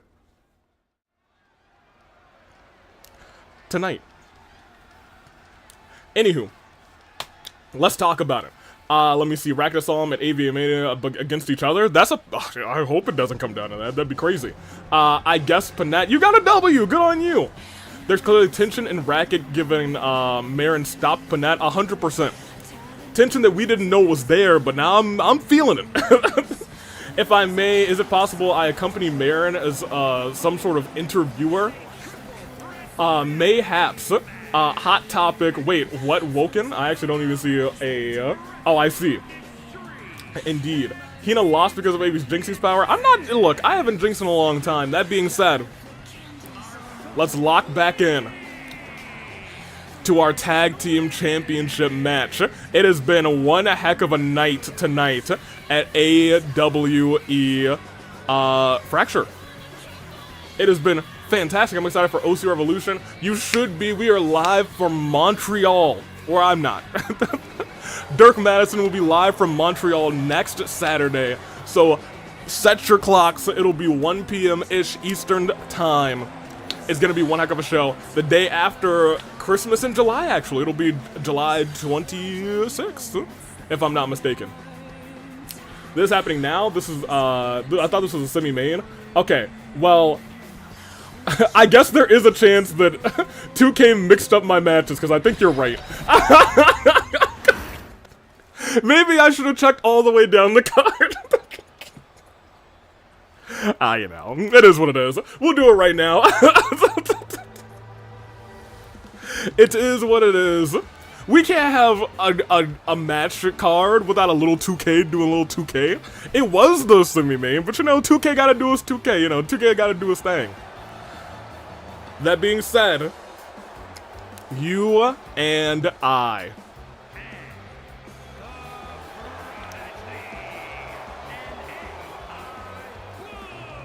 That's 2K, you know, it should have been the semi-main, but it is what it is. We'll have a triple threat match and then we'll have our main event. You know, there's a little bit of a different flow, but you know what? It's a triple threat into a triple threat into a triple threat. Or into a main event, I guess, a singles match. You know, 2K, you know, loves to do, you know, a thing or two. You gotta let 2K do his things. 2K, you know, it wants to ruin my card just a little bit, be like, I'm gonna cause a little chaos for you. That's why I don't usually click next match every time, because then I can see, oh, 2K did a 2K. But apparently 2K'd behind my back, huh? And here are the tag team champions.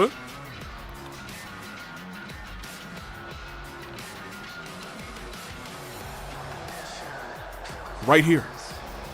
Kazuichi and March were supposed to be before this, well, you know. 2K did a little 2K. I don't know what's next anymore, I'm gonna have to back out. That being said, hey, we got a championship match, huh? You know what, maybe 2K thought, maybe you want a little championship in the middle, and then you'll have another championship at the end. Yeah, you know, maybe 2K was like, hey, let's change our booking a little bit. 2K is trying to give me my GM mode booking. That being said, Marin had caught a very, not serious, but developing injury going into Avi-Mania IV. She's got to fight Miku for the title, and she wants to be at 100%. So she has left Yukiko to defend the tag team championship for her, for the Flame Tribe. They're using Freebird rules tonight. Hutao and Yukiko, the Flame Tribe tag team champions. I'll be real, I don't know who's walking out of this one. We saw the tag team championships retained tonight, but will we see every title retained tonight is a real question. We got this match, we got our main event, of course, which I need to definitely triple check. You know, it feels weird seeing Yukiko team up with Hutao instead of Bernice, but that's just what the Freebird rule is all about. Hey, you never know which two you're gonna get with the Freebird rule. For all we know, it could have been Rika and Yukiko out here. That would have been crazy. Here we go, though. Triple threat tag team match. There will be a definite winner this time. 3 teams, 6 ladies, and it's about to start right now, baby. Ooh, Sage immediately knocks out Hutao. And I want to point out, you got to imagine, Sage was probably thinking, what if I just go out? Hina's really banged up after that match with Bernice. What if I go and walk into this match as champion? We saw what happened before. Hina's fought a match and had the golden ticket cashed in on her before, and she still won. Shades of Mikon. Sage is trying to do everything in her power to make sure she doesn't become a Mikon. In fact, I think that's something we should all do. That's something we should all do. We should all strive our best to not be Mikons in this day and age. Yeah.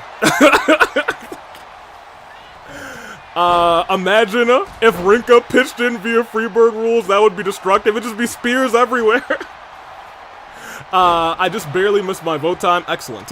You made it. If Rinka pitched in, the entire field would have been cleared, including an accidental spear to Hutao. Also, don't forget an accidental spear to the ref and an accidental spear to the person holding up that "this is awesome" sign in the audience right now. Everybody would have gotten speared, including that guy in the audience. I don't know how she would have done it, but she would have found it. She would have speared through the barricade into that guy.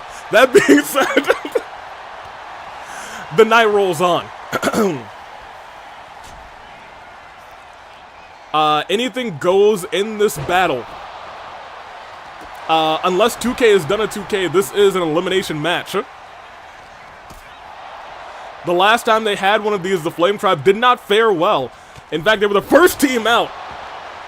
They're looking to make sure that doesn't happen again. Hutao going crazy on Aiba right now. As Gwen, the one everyone wants to watch. No! Not just Gwen at this point. And that was a Somnium Slam, I believe, actually. Not just Gwen, because remember Marceline's performance this past Sunday. You and I picked up the victory, but Marceline picked up believers. She picked up new fans. She picked up stocks. Marceline went crazy with every kick out, and right now, they take out both members of the Flame Tribe, middle of the ring, Marceline and Aiba. And now we got ourselves a triple threat inside the ring, a triple threat outside of the ring, as Aiba goes down. Yukiko was staring down Marceline. Marceline is a drop kick, and she may have done that on purpose so she could get away and make sure Aiba takes more of the brunt of the damage. But I don't think it worked out for her, because now it looks like they're both going to target Yukiko. Drag. I think she was waiting for Gwen, but Gwen walked away from the situation. Oh, man. Everybody's getting a little violent. We got kendo sticks all around. And sent right back down. Fair Lamau, she would have done the Braun Breaker Spear to Carlito. You mean speared the soul out of somebody's body? Went for an elbow drop. However, Gwen also now targeting Hutao, and it's the choke slam, but from behind, Sage trying to take Gwen out. Gwen able to get the counter. And now goes for the pinfall. Hutao may have to burn resilience. She's taking 2 signatures, I think. Still able to kick out. Still able to kick out. Neck breaker. Aiba has a finisher. Look at this from Hutao, sneaking a roll up for 1. But just 1. Stands right back up. Turned around, though. Marceline's got Yukiko with that kick. Axe kick right to the back of the head. And now we're seeing Marceline and Sage, middle of the ring. Do battle. And Marceline's taking on all comers at this point, as Yukiko in the corner. Aiba stepping back into the ring, and I think you gotta point out right here that Aiba's got that finisher, and she's going for that Somnium Slam. And nobody available to help Gwen out because the power bomb right there, kick out. Gwen survives without burning resiliency. Yukiko goes flying, and a ladder's in play now. Up to the skies. Is Aiba gonna be able to get out of this? No, dropped onto the kendo stick pile behind her, and a moonsault right afterwards. And look at this, that's Sage, and that's what we all have to watch out for. That move could call it curtains for many competitors. Hutao with a leg drop from the top rope. Gwen able to save her partner from burning resiliency. Yukiko steps right up and a knee strike right to the face of Gwen. Misses that looked like lie detector. But Hutao able to save. Yukiko sends Marceline out of the ring, and it looks like they may be trying to double team. No, stop by Sage. Yukiko heads to the top rope. What is she thinking here? Goes for a jump, but this time Gwen's the one who Samoa Joe'd. She walked right out of the way and headed to her tag team partner. And at this point, Hutao may have to, does not have resiliency.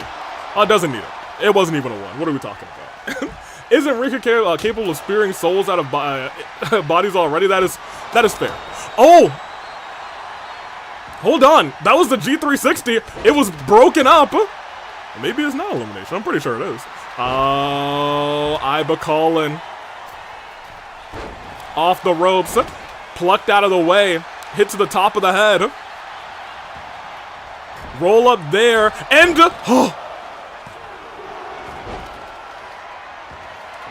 into the corner. Aiba's wrecked right now. She just got hit with the last will in the corner, and now she's trying to take out Marceline as well, trying to take out the entire field, as Yukiko brings in a table, kick to the gut, going for a pinfall. 1, 2, kick out. Aiba survives once again, no resiliency. Yukiko's on the table now, headbutt to the back by Sage. And the Vampire's Bite gets all of Sage right now. Hold on a minute. That's 1. That's 2. It is just 2. And it is no resiliency. Hu Tao outside of the ring. Yukiko misses that kick. Gwen back in control. Has Yukiko in the corner. Lifted up. And now these two doing battle. Reversal. Gwen takes down Aiba.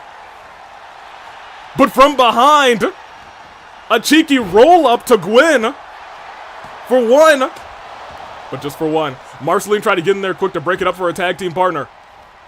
And instead, Yukiko stunner. Aiba on the ropes. Caught.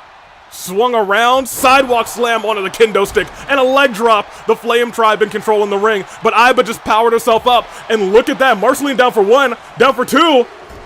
Kick out. No resiliency burn. Ran into the corner. Look, turned around. German suplex to Yukiko, and both members of the tag team champions roll out saying, let these two do battle. Gwen's so bloodied right now. Oh my gosh, 1. But it's just 1. It ain't none but a thing. Off the ropes. Hurricane Rana DDT-esque move. Ooh, hold on. Takes down Marceline. Marceline might have to burn resiliency after that, but look at that, going after Gwen instead. Sends her down. Might be sending her packing. That's 1. That's 2. Still not resiliency, y'all. Still not resiliency. Turned around. Big chops by Aiba. Sends Yukiko down. Goes to the top rope. Oh, but look at that move by Hu Tao onto the table. Might be enough to send Sage down. Her partner's down right now. Nobody coming to help. 1, 2. Kick out. No resiliency again. Look from behind. Oh, wait, reversal by Hu Tao. Was not expecting that. Sent to the corner. Tried to break up that pinfall. Does get a chance to do it. Sage tried to stop her. And sends Hu Tao down instead. Hu Tao, once again, I think has taken the most damage in this fight. Maybe the first person burning resiliency. No, still no? Really? Hu Tao's taken like 3 signatures, and Sage might actually be the first one burning resiliency into the pinfall, but look who's there to break it up. No, she missed! She missed! She hit Jessica instead, but it was still enough to give Sage time to break things up. DDT on a Yukiko. Aiba did not make it to the pinfall, but Aiba did make it to the referee. And now a Hot Topic is alone in the ring with one half of the tag team champions. That's 1. But she's still hurt. Jessica's still hurt, so she's still counting slow, so Hu Tao's still surviving. Lifted right back up, stomped to the arm. Sage keeping Yukiko away, and now Hot Topic in the ring again together. Marceline, the Vampire Queen, getting that table. This match has been pure carnage. Pure carnage. Oh, look at this, though. Oh, look at this outside of the ring. Oh my gosh. I think her face just went flying into the barricade. Oh my gosh. 1, 2. Sage still doesn't burn. Are you serious, bro? Are you serious? Oh, slam to the outside. But Gwen goes to save Marceline. Doesn't work out for long. And right now, Hot Topic looking like they're in danger. Suplex to Gwen. Into the pinfall. 1, and Marceline comes to break it up immediately, saying, no, there can't be none of that. Yukiko steps back into the ring. Goes, kicks after Aiba. Everyone's getting worn down in this fight. Missed that last kick. Vampire's Bite connects. This could be the end for the end for Hu Tao's resiliency. That's 1. That's 2. They're keeping Yukiko. Oh, Yukiko's down. That's 1. Yukiko doesn't have resiliency. Kicked out. Sage might be burning next immediately. 1, 2. Broken up by Aiba, who was right there. And again, everyone pours to the outside. Hurricane Rana by Hu Tao. Steel steps in the hands of Aiba, who drops it on both Hu Tao and Gwen. taking out everybody who's not on her side, and now everybody's in this corner, just doing battle dangerous situations. Both of the tag team champions tossed to the outside. Hot Topic, you and I, both doing battle. Marceline slips right back into the ring. Looks like she's staring at Yukiko, but look behind her. Sends her into the corner, and the last will connects. Goes for the pinfall. No, doesn't go for the pinfall. Lifts her right back up. DDT afterwards. Then goes for the pinfall. Maybe she saw Gwen was still up. That's one. That's two. And that's resiliency from Marceline, the Vampire Queen. But a super kick by Iba as Hutel rolls out of the way saying, finish her off for me. Face buster, center of the ring.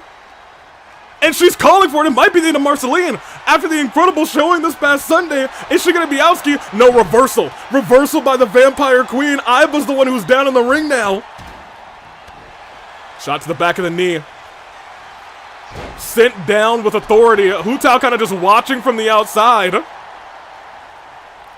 Goes instead to help out Yukiko, saying, we got to work together to get this thing done. Now goes after Sage. Both of them going after Sage.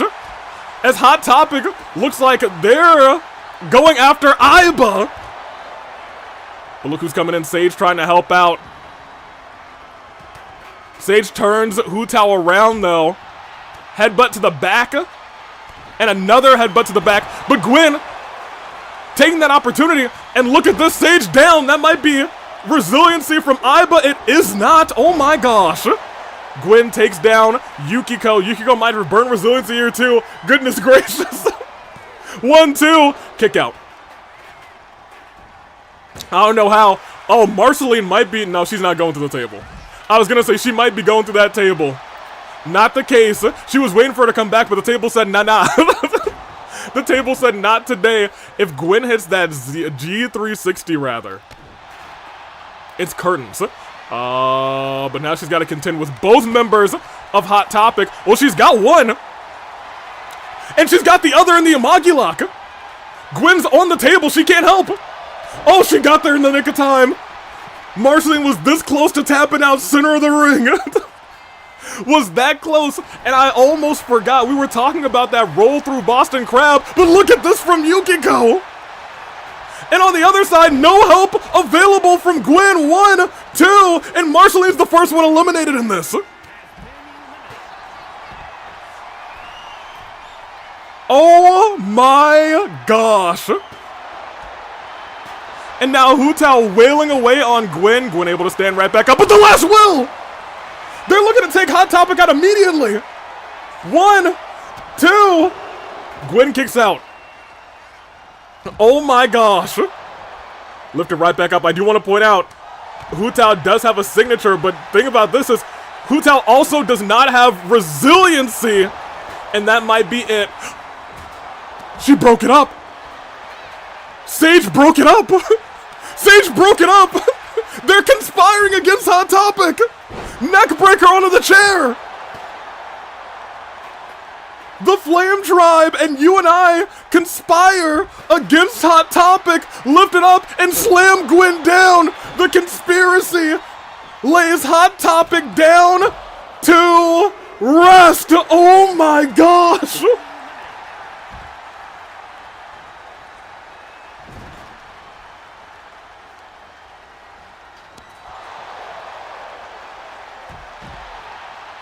Yo.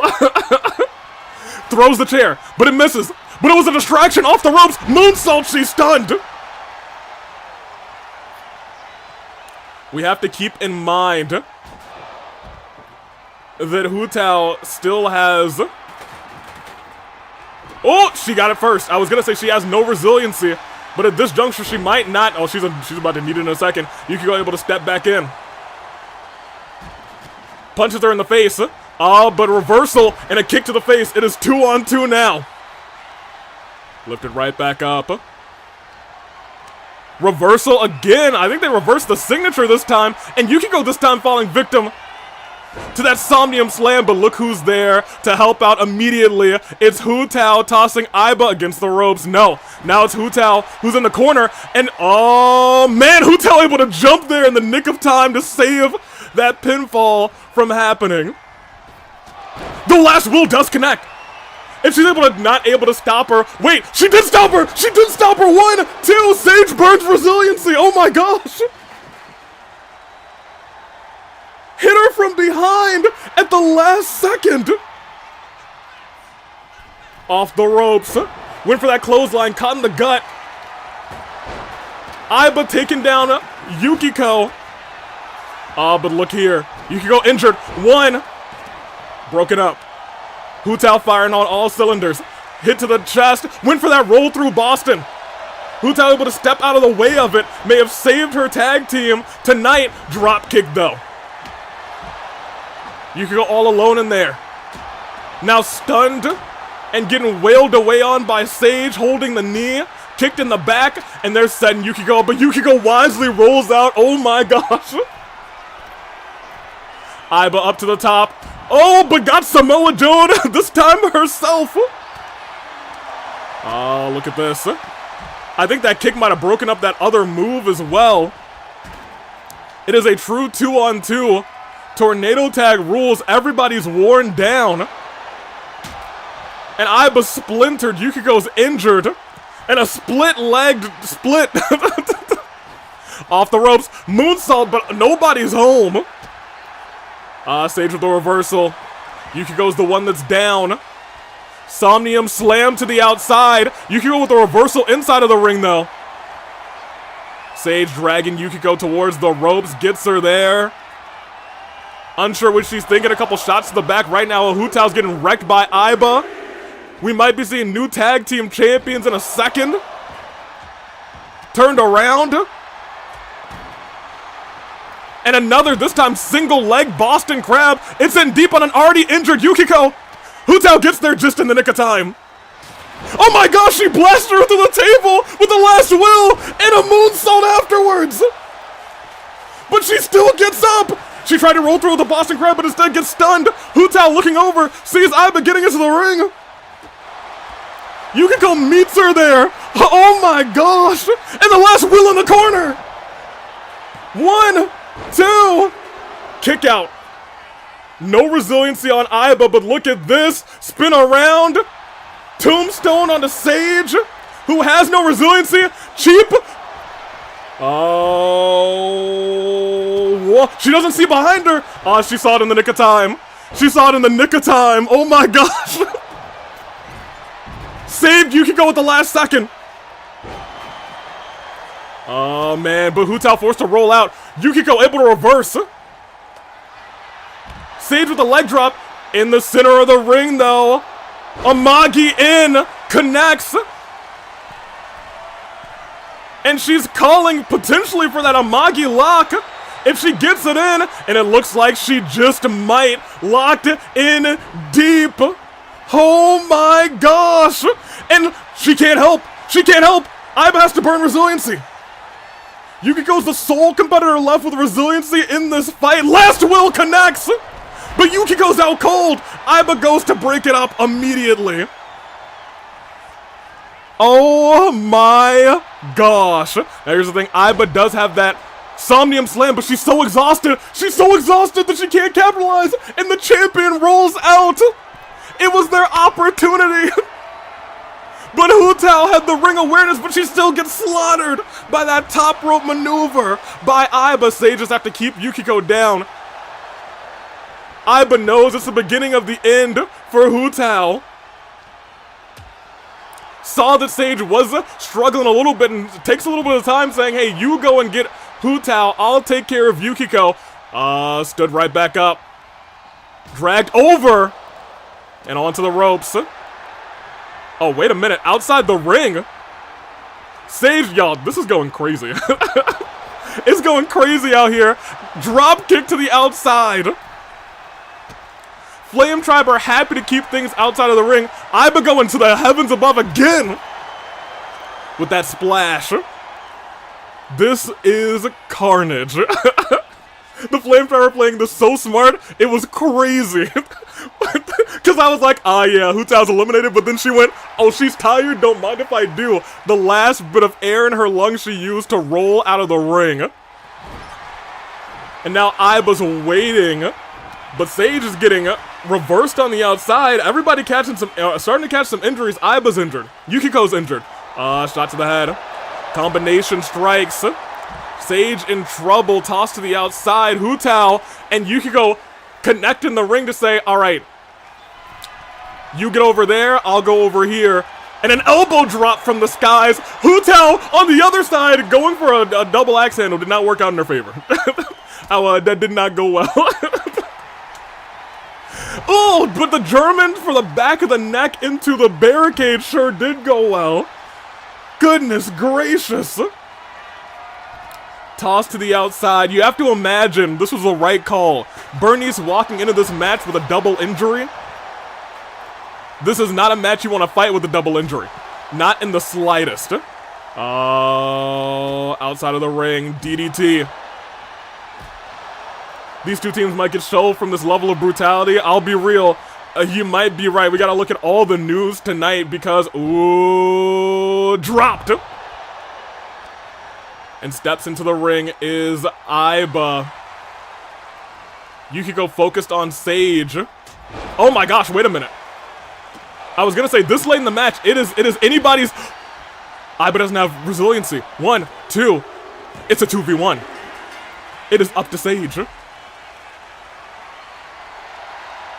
Sage is all alone. This is the exact opposite of what happened when these three teams... With the last time that the Flame Tribe was in an elimination match, they were the first team out. This time, they're the last full team in. Oh my gosh. Sage steps in. Oh, but Sage might be stepping into the end of this battle. Up and down with that high cross. Yukiko saying, let's send a message to the rest of the teams in this division. Drop kick. Oh, well, looks like they're... Oh!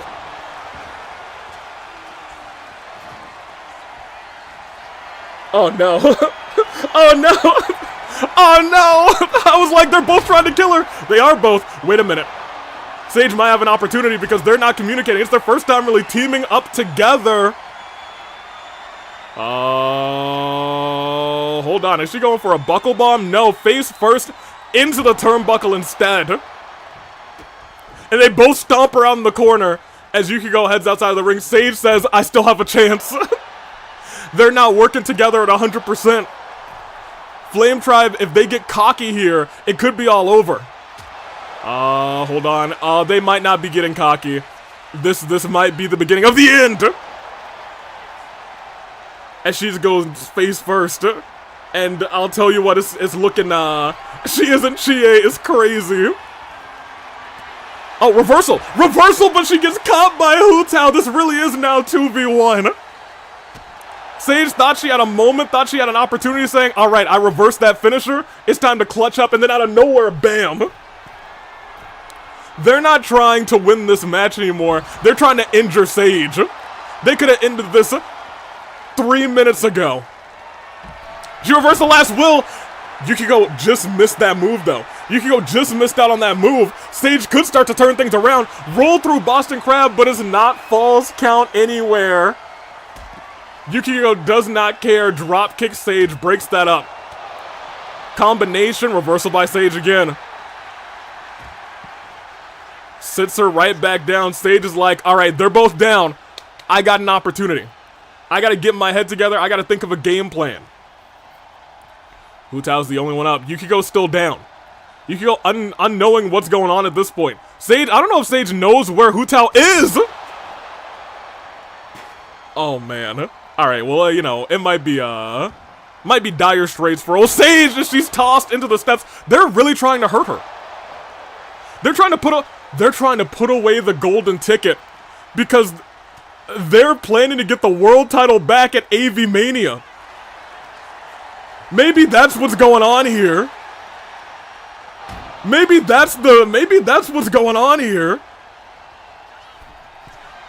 Yukiko up to the top rope and an elbow drop to the back. I think we might know the game plan now. The Flame Tribe wanted Sage as the last competitor because at Avi-Mania, they know they have Bernice in the main event and they're trying to eliminate anything that could interfere with that. Tossing Sage to the outside. Oh my gosh, you're right, they're gonna stop Miss Golden Ticket from cashing in. Exactly what that must be the plan. Because let's be real, they could have retained those championships ages ago. Ages ago. Drop kick again. Sage is getting brutalized and beaten down over and over again. Look. Sage might not be able to walk out of this thing. Finally sending Sage back into the ring. They both step in. Yukiko stepping out. Both of them calling for big moves here. Yukiko hits hers first. Ooh, hold on, roll through, but turned around. Hutao catches first. Jawbreaker. Stopped her from rolling out. A hit to the back, and now Sage is stunned again. Into the corner. And the last will in the corner. She set her up for the last will in the corner. She stumbled down to the ground. Ladies and gentlemen, Miss Golden Ticket is decimated.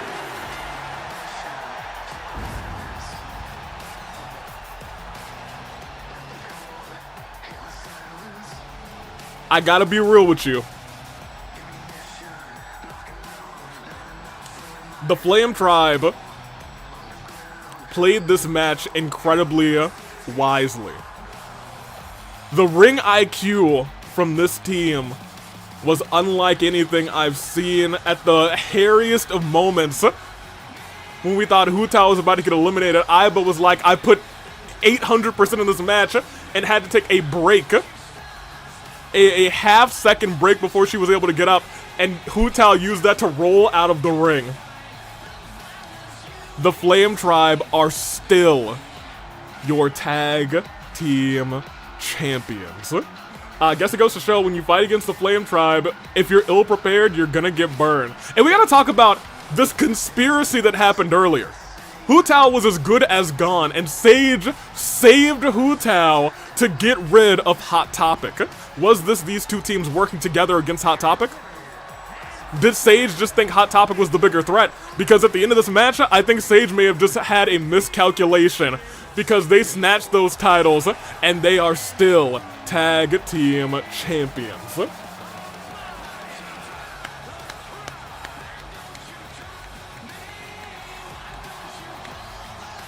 A retention and domination at the end from the Flame Tribe, if that isn't the truth. Make sure the next match is correct, AV. Yes, I will do that. I will make sure that the rest of the card is correct. We will be backing out and going in for every other match because, you know, 2K do love the 2K sometimes. So, give me a little electricity. All right. Ooh, good tag team match. Honestly, a lot of good matches tonight. We had this comeback from the Flame Tribe. Remember, Hutao was the first person to burn Resiliency. Stood tall at the end with Yukiko.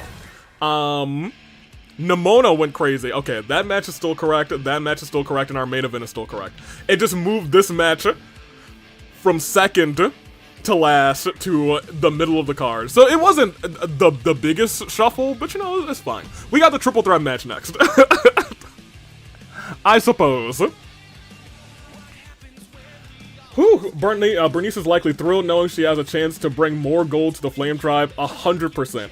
Rare miscalculation for Sage and cost her. Yeah, if Sage did not break up that one pin, that whole match tells a different story.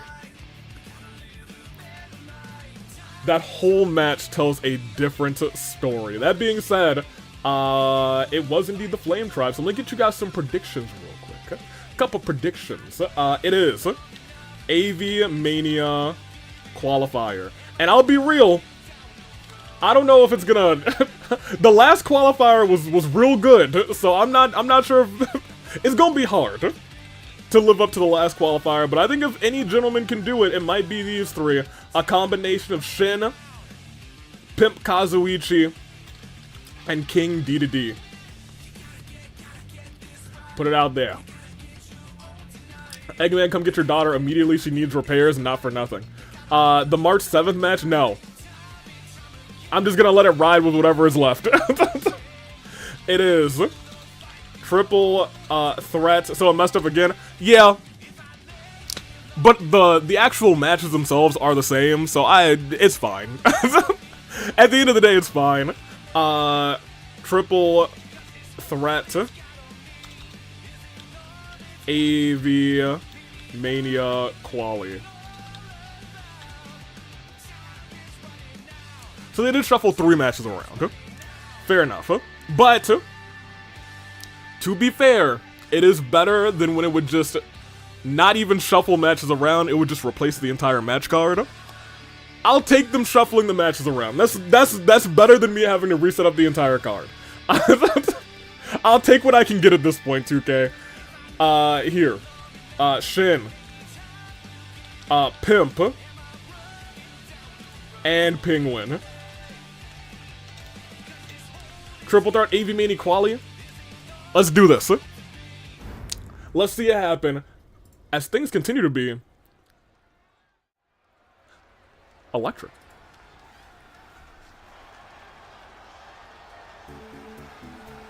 And out first,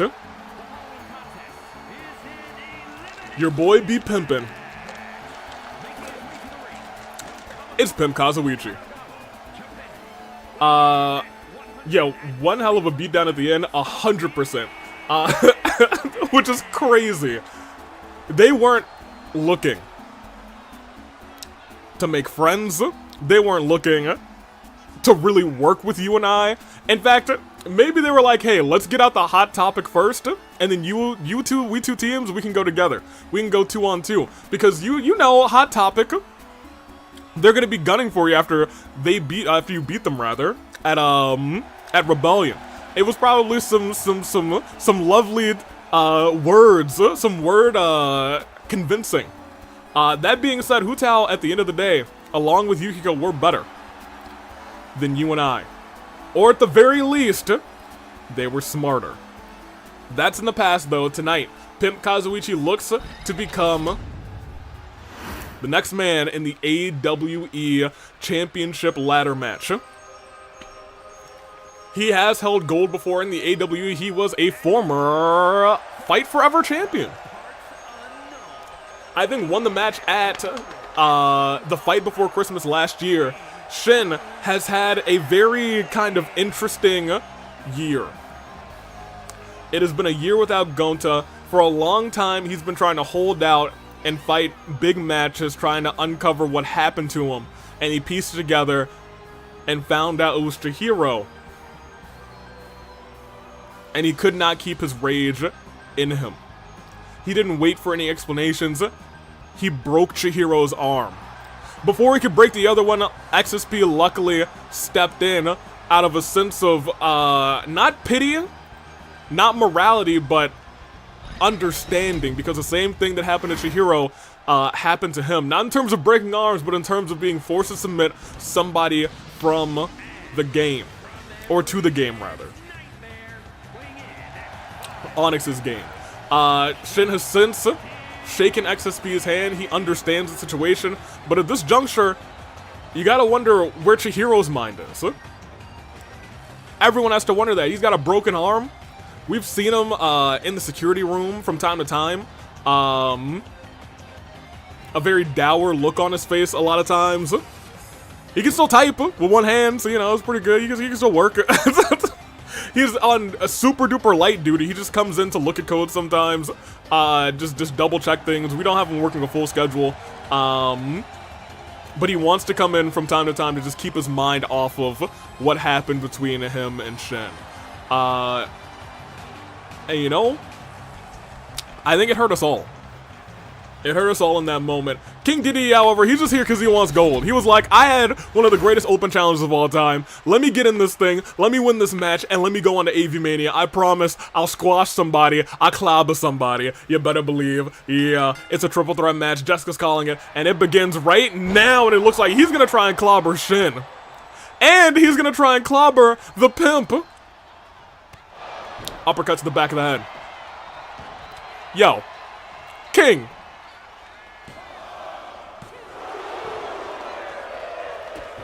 Can you imagine?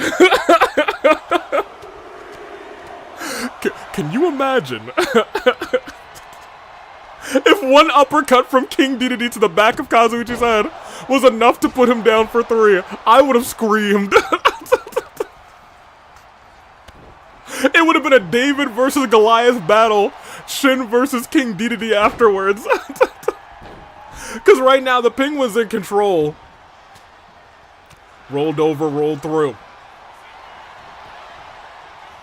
Now on the other side, oh, look at this trying to cheat a little bit. Still tossed over. Get that kicked into King Dedede.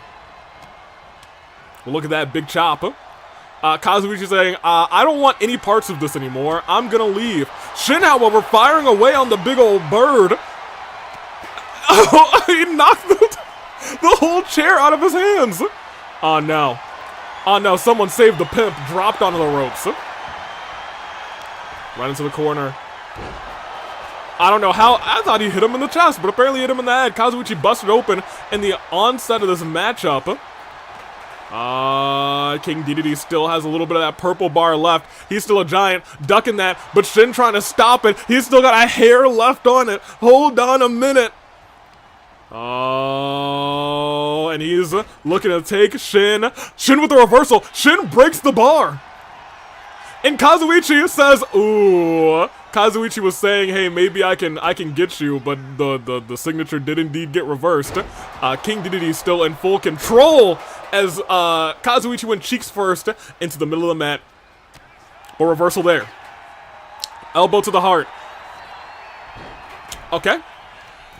Sure enough, Shin, you do you, I suppose. And now the King can feel pain. Very true. Oh, he was trying to clobber him. He tried to clobber him, and look at that, rolled him up into a pinfall, has it locked in deep. 1. Ooh, it was almost 2. It was almost 2. Oh! He blasted Shin, but I don't think he got all of it. He didn't get all of it. Look at this. 1. Yo, they've rolled up Dedede so many times. Couple shots right to the head. Tried to hit him with that. Kendo stick does not connect, slams him down. Again, a pinfall. They're going for these pins, and you know what? I appreciate it. I respect it. Trying to get it done any way possible. That feels very real, not for nothing. You never know when someone's not going to kick out. Just like earlier tonight with the Raiden Shogun not burning resiliency, you never know when someone's not going to burn resiliency when they think they have it in them, or if you hit them too hard that apparently you knocked them out, a knockout blow. It'll get you. Slam down. King Dedede climbing up to the top rope. Kazuichi trying to roll away. I'm not sure if King Dedede can go that far. Well, he did not go that far. He did not go that far, but he did get turned around. And slam right down.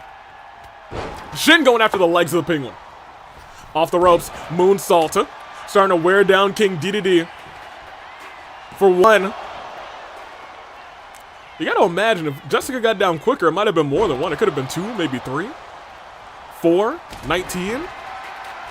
Drop kick. Kazuichi really hasn't recovered so much offense. What does he got going on here? Suplex? No. Reversal by the Pimp. I was gonna say he hasn't recovered too much offense enough to get another signature, but after that reversal, he did. But look from behind. Dedede, Shin, both have signatures. Biggest point here is that Kazuichi also has a signature, and Shin rolls out of the way, but Kazuichi gets slapped. And Dedede going after the Pimp. You think the strategy is to get Dedede out ASAP? Well, you know, you would think that too. But I think maybe these men just have confidence in themselves. Shin, what the heck? Shin, that's 500 pounds of penguin you just dropped. Shin? You got some splaining to do, my guy. I didn't know you could lift 500 pounds. I didn't know if you could lift 5 pounds enough. You're crazy. Now they're working together against Shin. Drop down. Big old chops by the Pimp. Has him up and over again. Kazuichi unable to use that signature, but he might have the perfect opportunity now. He might be trying not to. He might be trying to build up a finisher first, but look at this. Turn around. We thought for a second he was going for that armbar, but not the case. Now it's, DDD. Right there. Jessica, oh my gosh! He got him. Pimp slap. Pimp slap right to the chest. That's 1. That's 2. It's a kick out, no resiliency. Also, welcome into everybody filing in as things go on. Hit him right in the back of that with a kendo stick. And drops him on the leg. Oh no. Dedede trying to intimidate Shin. And it looked like it worked. But no, Shin able to get out of it. Hits him in the back of the kneecap. Do penguins have kneecaps? I don't think they do. Regardless. Shot to the head. Oh, what is... Oh, no. Oh, no, Shin. Oh, no. Oh, no. Suplex to the outside from the apron.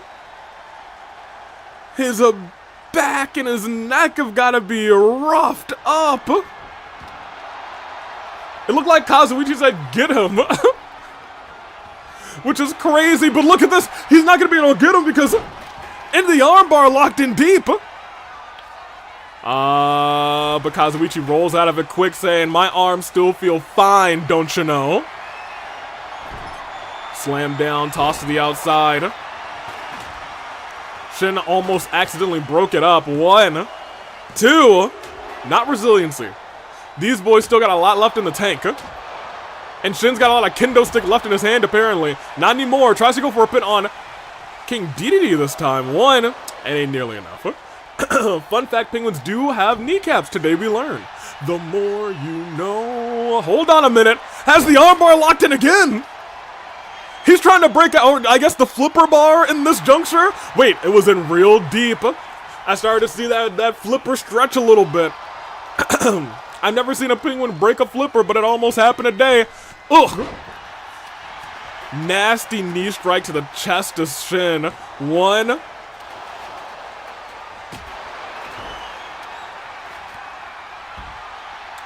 Okay, I'm gonna keep it a buck with you. I suppose I have seen Shin lift up a 500-pound penguin today. Boy, do be going crazy now. I think Kazuichi tried to bring in the brass knuckles. Instead, King Dedede, oh no. Oh no, no, no, the stairs are right there. Dedede, no. Oh, he walked away. He wasn't trying to kill him. Shin with a reversal too. Try to go off the ropes.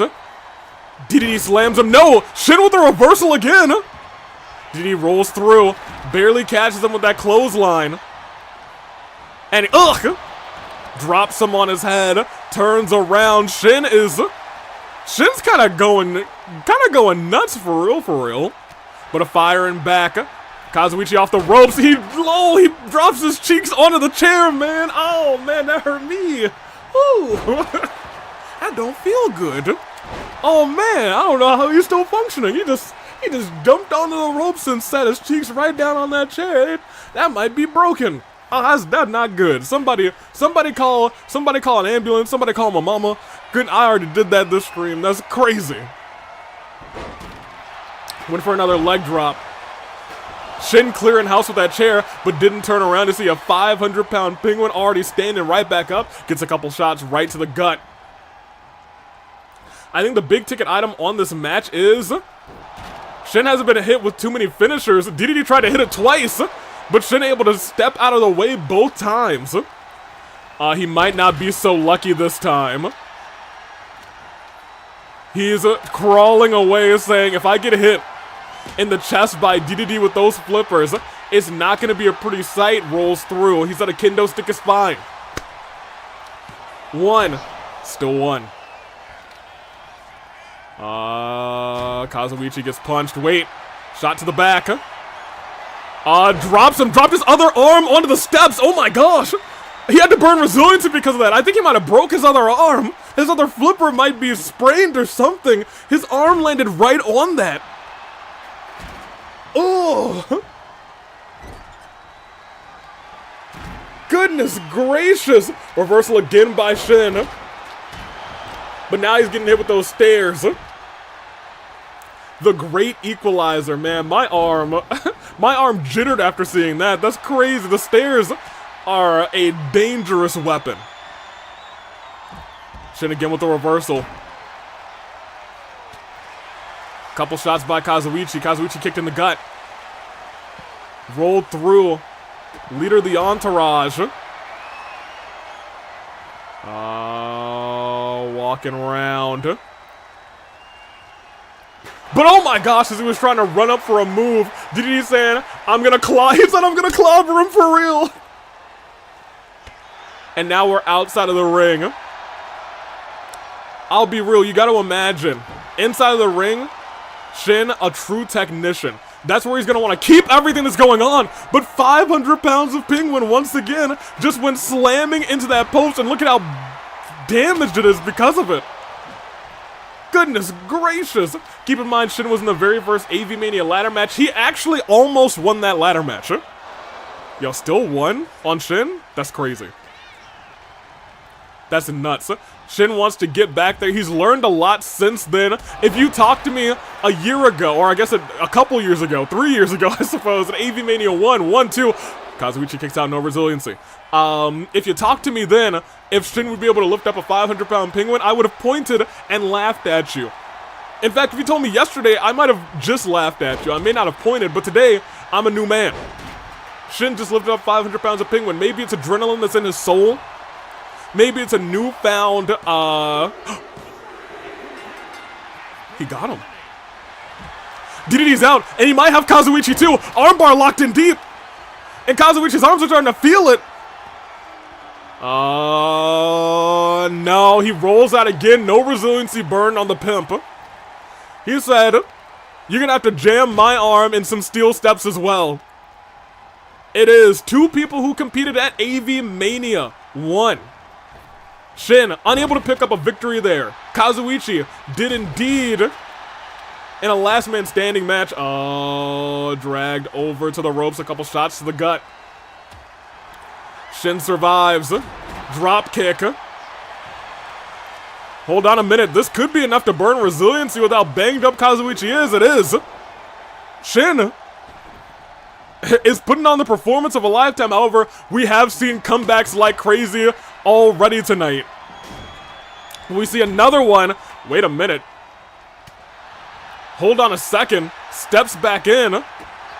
He's got to be careful he doesn't step into an armbar, though. He didn't. He almost did, but he reversed it. He reversed the armbar, and Shin got slapped to next week. Pimp slap right to the heart. That's 1. That's 2. That's not resiliency. Kazuichi not letting Shin get a moment of rest after that. And he Hurricane Ranas him from the top rope. I can't believe it. I cannot believe it. Shin, Kazuichi, it goes on. Snap into a Slim Jin. Snap into a Shinjin.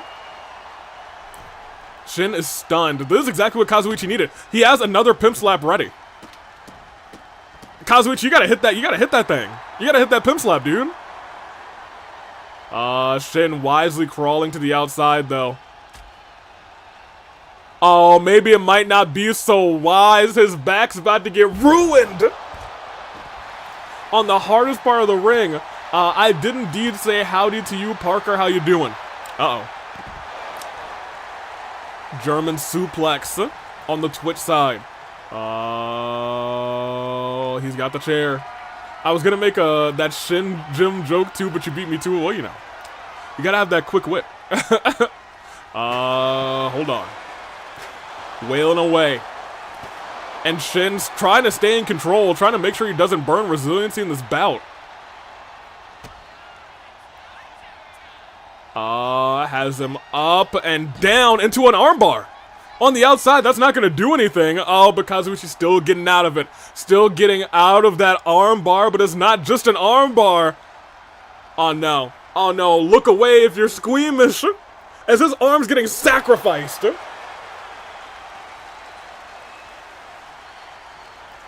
Dang. Shin going through every move in his arsenal to make sure he makes it to Avi-Mania. Off the ropes, incredible. I made wrestlers in 2K25. There's photos in the Discord. Awesome. I'll check them out after the stream. Hold on a minute. Shin has the stairs now.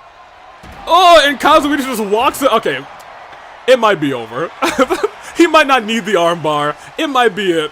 1, 2. Alright, Shin's going to Avi-Mania. Good for him. Yeah, good for him. Yo, Shin kind of went crazy that match. He broke the purple bar on Dedede. He pinned both competitors. Shin, the best of luck to you as he goes on. I don't think he's been back in the ladder match at Avi-Mania since Avi-Mania 1. I don't think. I don't believe so. Avi-Mania 2, he was in a tag team match. Avi-Mania 3, I don't know. I'm not sure, but today, he's cashed in his opportunity. He's won this battle. And 1, 2, not 3 there. And not 3 here either. Hey, yo, Shin did go crazy today. Kazuichi put up a great fight. That pimp slap, we thought it was about to be a turnaround for him, but even that wasn't enough to burn resiliency. That being said, resiliency is not going to be important this August 30th at Avi-Mania 4. Is going to be climbing that ladder and snatching down that AWE championship. Makoto and/or, I suppose, I guess there's a world where either Kaveh or Makoto win, and then they also end up in the ladder match. That's a possibility. That being said, Shin is Avi-Mania official. And as things get electric. We got ourselves another match. It's a normal Fatal 4-Way, actually. 1 pinfall. Shin popped off tonight, good lord. Yeah, y'all, Shin went crazy. Shin went kind of nuts. And only 20% of you believed in Shin. Y'all gotta believe in the man. Y'all gotta believe in Shin. Let me see. This is poll. Fatal 4-Way involving our Fight Forever champion, the longest reigning one of all time, March 7th. It involves Queen, it involves Mona, and it involves Kawakami. There you go. Twitch, let me give it to you. Fatal 4-Way. It is Omarchi. It is Queen. It is Kawakami. And it is Mona. Fatal 4-Way. They need 1 fall in this thing. And March is looking to steal it. Will she? Well, let's talk about it as things continue to be electric. Tonight.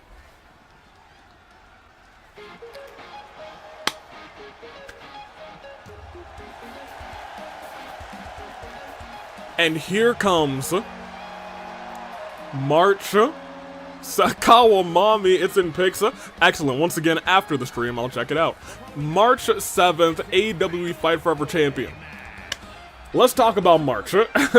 She knows what she has to do tonight. She has to defend this championship no matter what at OC Revolution. But if she's able to get a victory here tonight, she knows that she's walking all the way to Avi-Mania, with that championship. It's really a matter of, if she's able to win, it's one title defense in her way to get to Avi-Mania. If she doesn't, she's got to have 2.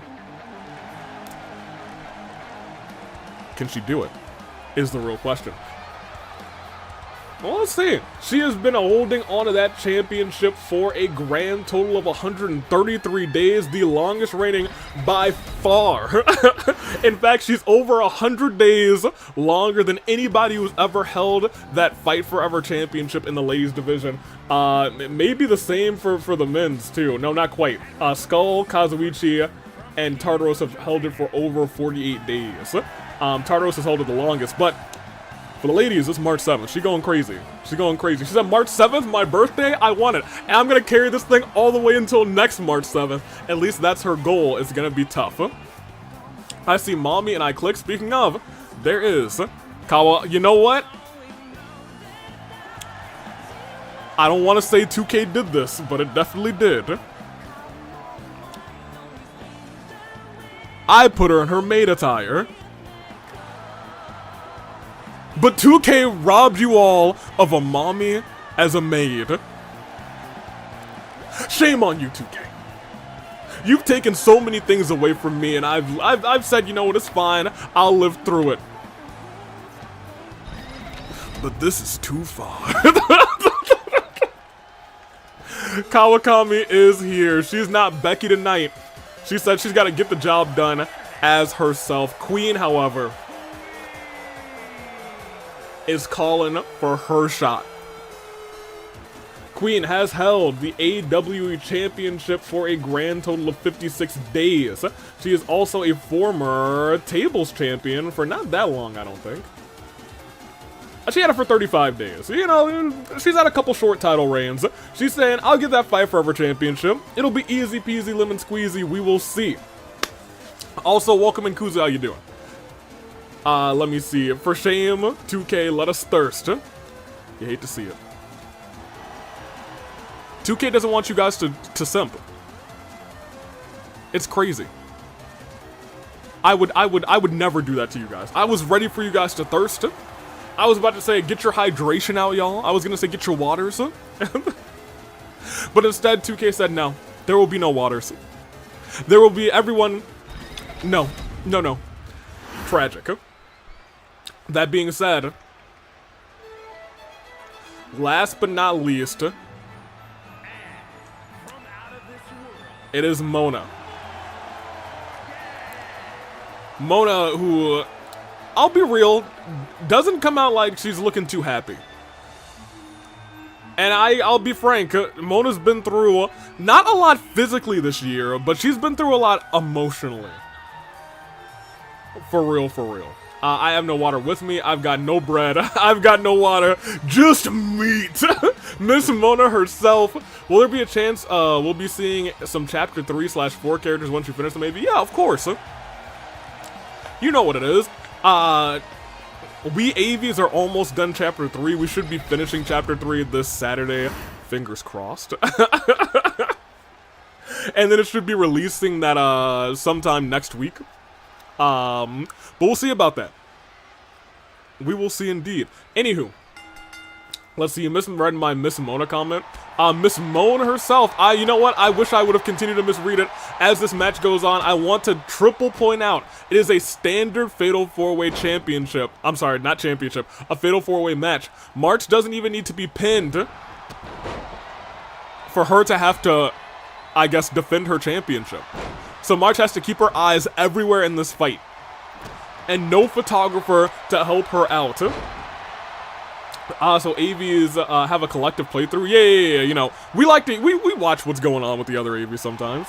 Let me see, Rio going Mona. Fate wins tonight, baby. We'll hope so. Welcome in, Rio. Whew. As this match continues, Queen getting lifted up by Kawamami, but Queen denying the teacher mother and sent her to the corner. Queen goes up, sent right back down. March takes that kendo stick saying, no, I'm gonna get through OC Revolution and I'm not defending this title, not again. Whip through. and broken up. We're going to see a lot of pin breakups. That's going to be an important thing. Everyone's going to have their head on a swivel. The more people who exit the ring, the more dangerous it gets that someone's not going to break up that pin. Kawakami seeing that, and she says, yeah, I'll just roll out. It's still early in the match. Everyone's still got their resiliencies and whatnot. Mona getting wrecked. Let's talk a little bit about Mona again. Mona, we talked about not going through it physically, going through it emotionally. Samugi, her dear friend, subjected to be in that game.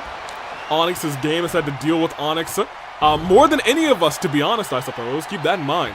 Pinfall over on Kawakami. March saying, come on, you guys. Let's get it. Hold on. Pinfall again.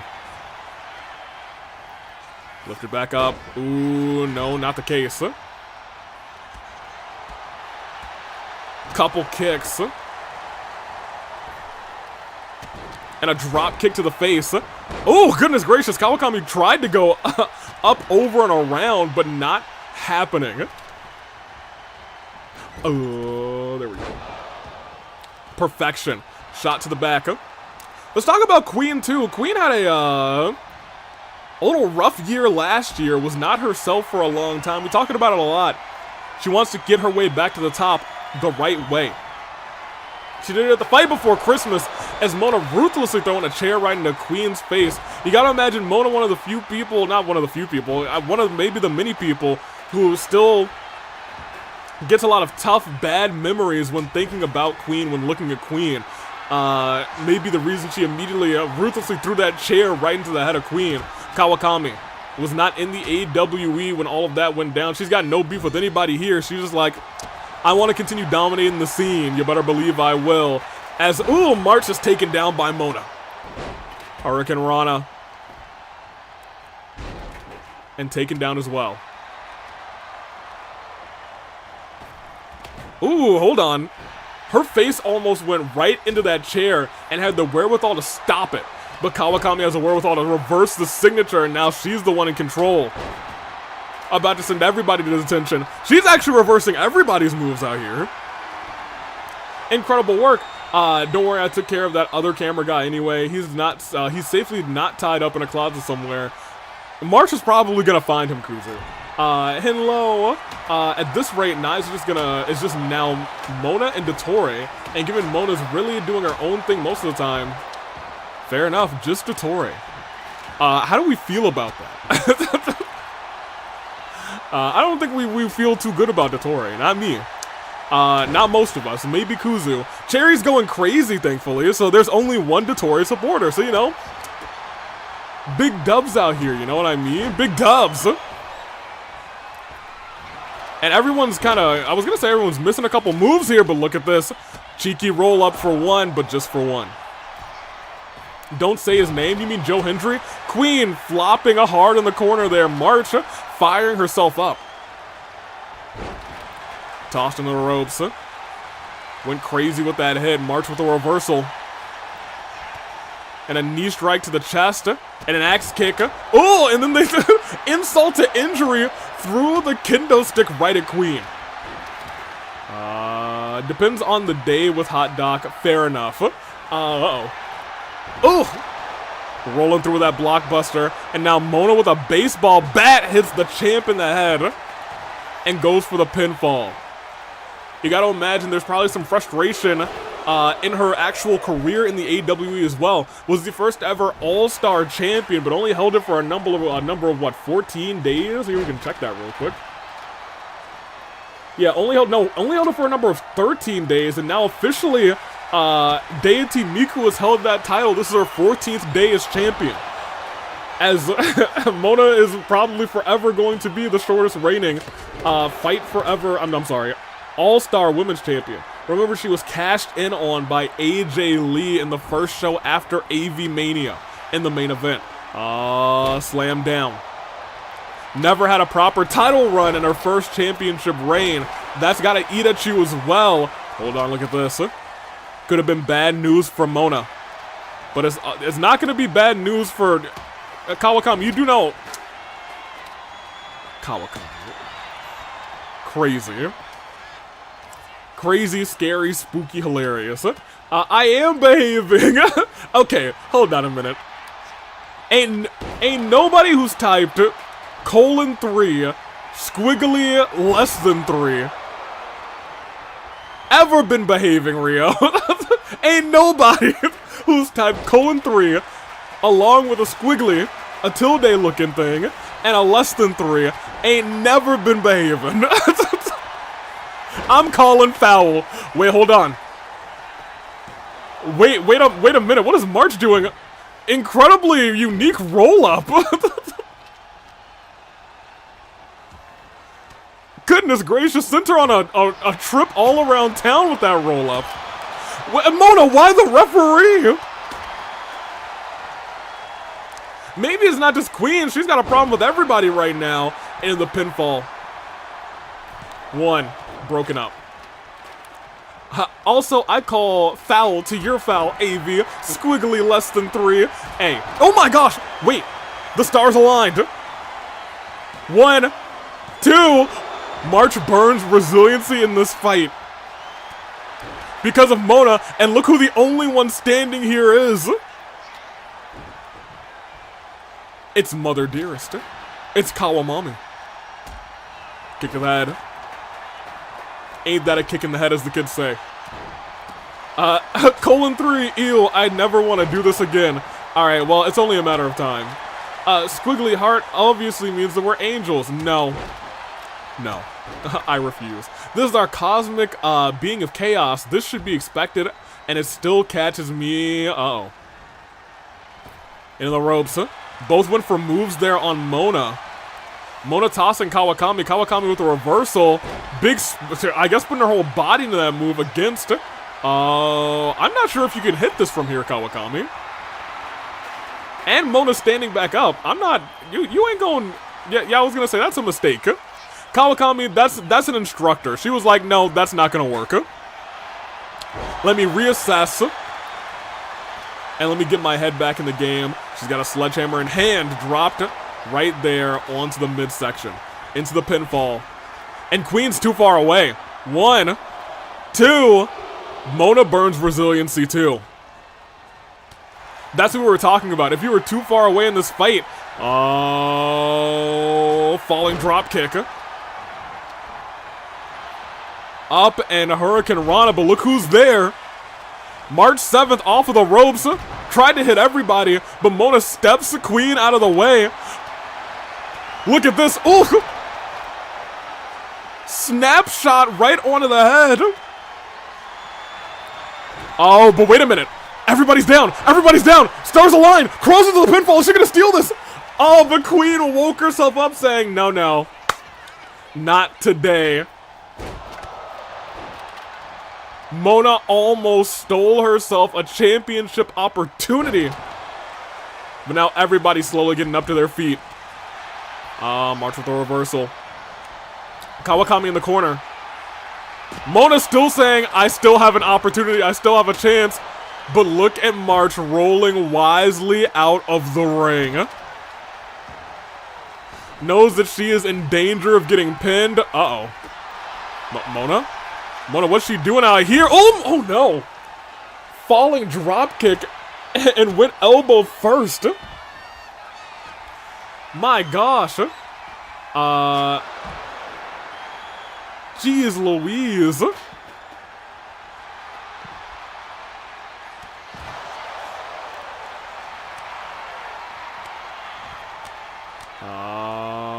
Hold on. Wailing away. Stepping through. Shot to the back. Queen off the ropes. There's a lot of stuff going on in chat here.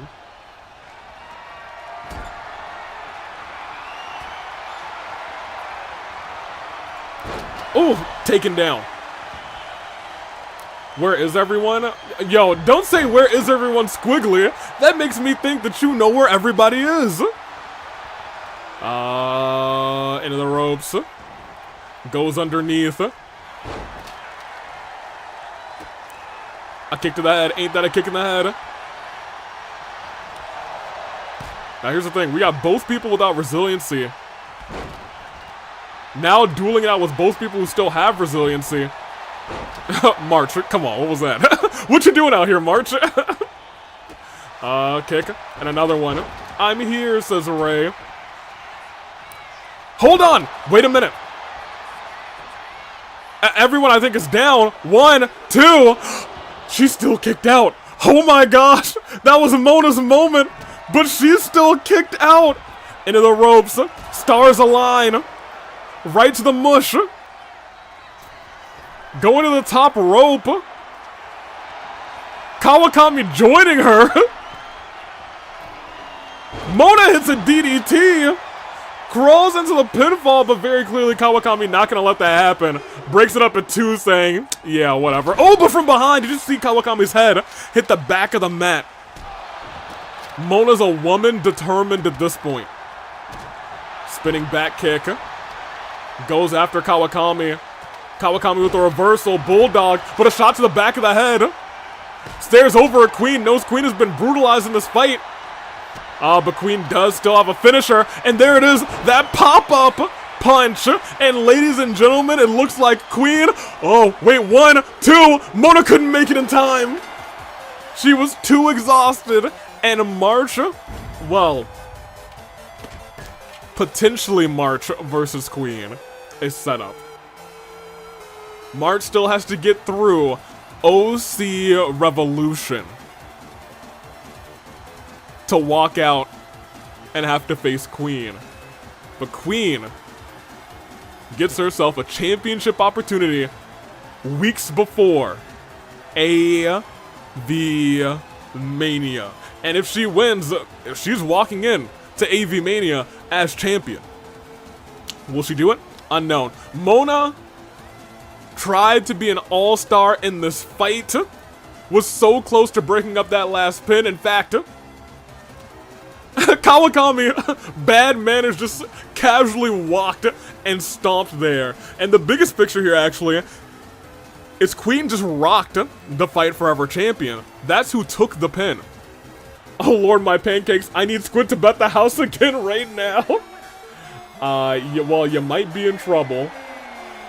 You might be in danger. We're stopping all of these polls because sound the alarms. It's main event time. Queen takes the W. Now, let's see how this all plays out. Queen will get a championship match for the Fight Forever Championship. And you know what? Panette will also get one as well after earlier tonight. All right, we got a lot of stuff brewing here, huh? A little brouhaha. Hit me with the electricity. Thank you very much. A lot of shocking developments tonight, but it leads us to what has been a shocking development over the last couple of weeks. Kaveh and Makoto. It is for the AWE Championship. It's about to be right now. Let me give you guys your polls.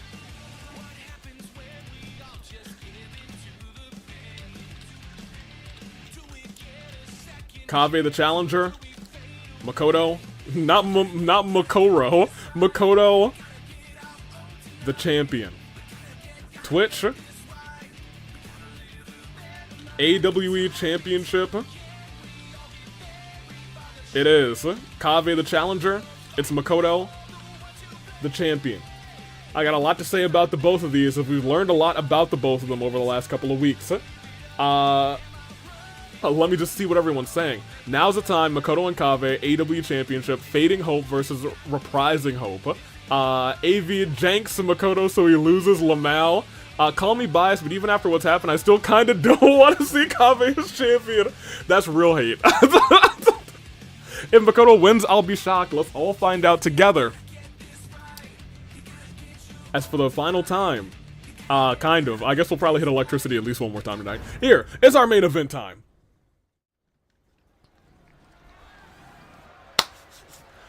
Let's talk about it. No DQ, no countouts. That's how their last championship match ended. No holds barred.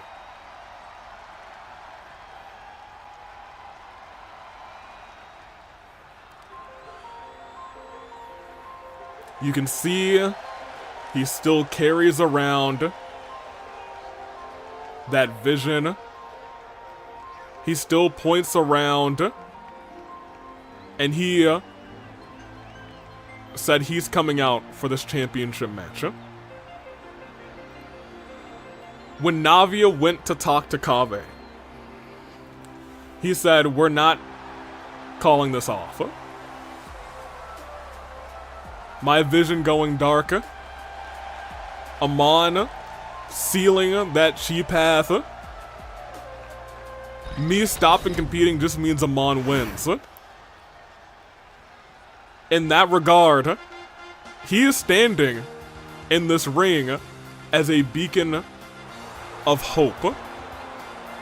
Someone who Makoto hopes can take the title off of him. Makoto is sick with himself, but he's not totally sick of being champion. He said he likes being champion. He wanted to be Hope, but instead, this championship is filling him with despair. Because he supposedly has made a mistake, and a lot of us are jumping to conclusions. But one popular conclusion is that he's submitted somebody to Onyx's game. And I'll be real, if he has done that, I can imagine that all does seem to line up with probably how he feels. How can you aspire to be a beacon of hope at the top of the championship division at the AWE, saying, I'm an underdog, I'm a good guy, someone who everyone can be proud of, saying, if I got here, anybody can get here. If something you did along the way of getting here makes you sick to your stomach. Question, has Nahida tried something to bring back his vision? Nahida has tried something. Golden could also cash in. That is true. That is true. He was the one who put Cassius' daughter in. Imagine. Makoto's not down with the sickness. Kaveh, good luck. You two, rather.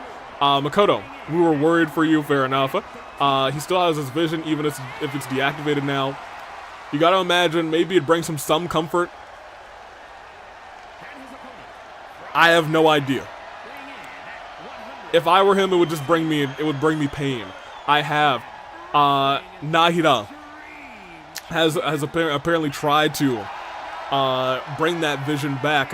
Apparently, whatever Amon has done is more complex than anyone realizes. Curiously, not even I can restore its power, which is crazy. It is one-on-one. It is no holds barred after the count-out loss. Makoto was too tired to compete the last time that they were in action, and he took a count-out loss. But he still retained that championship. That will not happen tonight. It is Kaveh. It's Makoto. It's a battle for hope. And it's on. Right now. Makoto tried to hit a super kick to start off. Kaveh fires away on all cylinders. And a DDT. But Makoto not giving in easily. We talked about it. He still has that drive, that aspiration to prove that he's not just some underdog. So he's not going to go easy on Kaveh. If Kaveh wants to beat Makoto, he's still going to have to beat him. But every match continues to make Makoto sick to his stomach and fills him with despair. He wants someone to beat him. Can Kaveh be the one?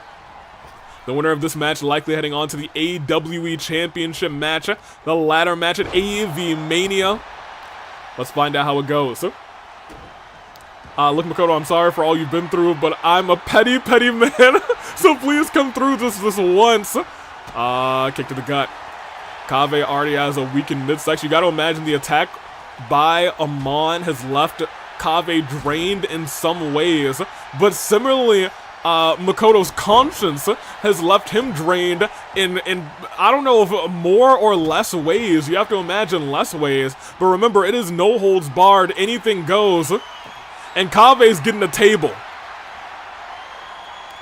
Into the ring, the first weapon introduced into this no holds barred match. Table. And Makoto in the corner. Punch right in the jaw. Kaveh looking to set this table up. And he does right in front of Makoto. And Makoto sits it right back down, slams him on the table, and locks in a submission hold. But look at that. I don't think he got it in all the way. I think Kaveh got his hand there just in the nick of time before it was fully wrapped around his chin, able to push it right out of the way. But as we said, Makoto not giving up, not giving Kaveh an easy fight, drags him over the ropes, gets him there. And sends him outside of the ring. Makoto's looking to go flying off the ropes. And oh my gosh, dropped by Kaveh with a shot right to the jaw. But Makoto keeps right back up, trying to drop Kaveh again. Ran into the turnbuckle and got hit from behind. I think Kaveh lost balance because Makoto ran into the turnbuckle, but he still drove his shoulder into the back of Makoto. Was not beautiful, was not pretty, but boy, was it still effective. It is no holds barred for a reason. We are just looking at absolute pain between these two. And look at this, wailing away behind the ear of Makoto, locked in deep with that, hold on, submission hold, lets go of Makoto. And heads back outside of the ring. It looks like he's going to get another weapon. Makoto may be thinking about setting up that table, and he does. Look, Kaveh sets it right back down, gets the, gets the shovel as an elbow drop connects. Stomp to the chest. And a stomp to the arm. Makoto grabs that shovel instead, looks to bury Kaveh's hopes. It looks like he missed wildly, actually. And that's the exhaustion from Makoto. He might not be able to see straight in this fight. He threw that shovel, it did not connect. It just wobbled all over the place. That being said, throwing a shovel, it ain't easy. Let's keep it a buck there. Makoto going to set that table up again. Drops it, doesn't set it up actually. It looks like he might have been going for a comeback potentially, but instead in powerbomb position. And he drops him a ways forward. And this is like the third time that table's been set up. Oh, but it might be bad news bears as Makoto puts him to the table with a cutter. 1, 2, kick out. Kaveh did not have resiliency. Kaveh turned right back around into that, and he's now turning around into that Hurricane Rana by Makoto. It's looking worse for wear. 1, 2, and resiliency's already burned from Kaveh. He is putting up a fight, but that fight may be too little, too late after going through that table, calling for him to get up. And missing wildly, Kaveh steps out of the way. Lifted right back up. Tossed it into the corner. Reversal by Makoto.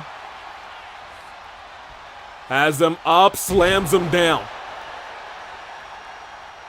Kaveh going to the outside, hoping for the best. And that's what this match is all about. It's all about hope. Kaveh fires back. Steps back in, but Makoto ready for him. Now in control. Lifts him up on the shoulders. Tries to get him down for an Alabama slam. Instead, Kaveh in control. And now Makoto firing back with his fist. But look at this. Kaveh trying to mount a comeback. Big clothesline after clothesline. Catches the foot. Turns him around. Kicks him behind the ear. Kaveh not giving up yet. Steps right back into the ring. Looks around, lifting Makoto up. Champion. Just got rocked by that comeback, but it ain't over yet. Has him up on the shoulders. And he's hitting that blueprint. Gets every ounce. That's 1. That's 2. And that's not resiliency from the champ. It ain't over yet. Kaveh still got 2 finishes in the tank. He may be trying to hit the first one. Makoto may be starting to lose hope. And he gets him again. Dropped him. Signature into finisher. 1, 2. That is resiliency. It is anybody's match. Lifting Makoto back up again. Toss him into the corner. Makoto with the reversal. Whipping the head. Running around. Kick right to the skull. And Makoto saying it's time to end this. Couple shots. One more hit and he's got that signature built up. And if he decides to use it, he stepped out of the way. Oh my gosh, wait. Got all of it. He stepped out of the way. Blueprint. 1, 2.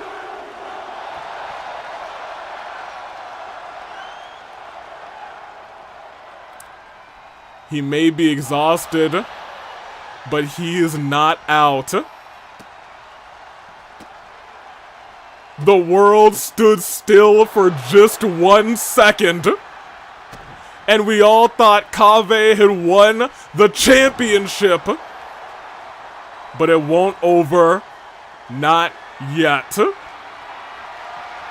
Baseball bat is now in a hand. Tries to take down Makoto. He shot him right in the heart with that thing. As he's going to the top rope. This late in the match, one big move from the top rope can be enough to end it all. Big splash. He gets every ounce of it directly into the pinfall. Let all of that damage stay in the chest. That's 1. That's 2. And Makoto still gets out at 2. Kaveh going right back up again to the top rope. This time went for the elbow drop. Paid for it dearly. And Makoto now in control. Kaveh, a couple shots to the midsection. Went for a big boot. Makoto rolls through. He tried to hit that comeback. Kaveh hit the reversal. Slammed him down. Center of the ring. Lifts him right back up. Could he hit it? 3rd time in a row. I thought he was thinking about that code breaker. Sends him to the corner. Reversal by Makoto. Reversal again by Kaveh. Reversal right back by Makoto. Up, around, and hopes peak and still. 1, 2.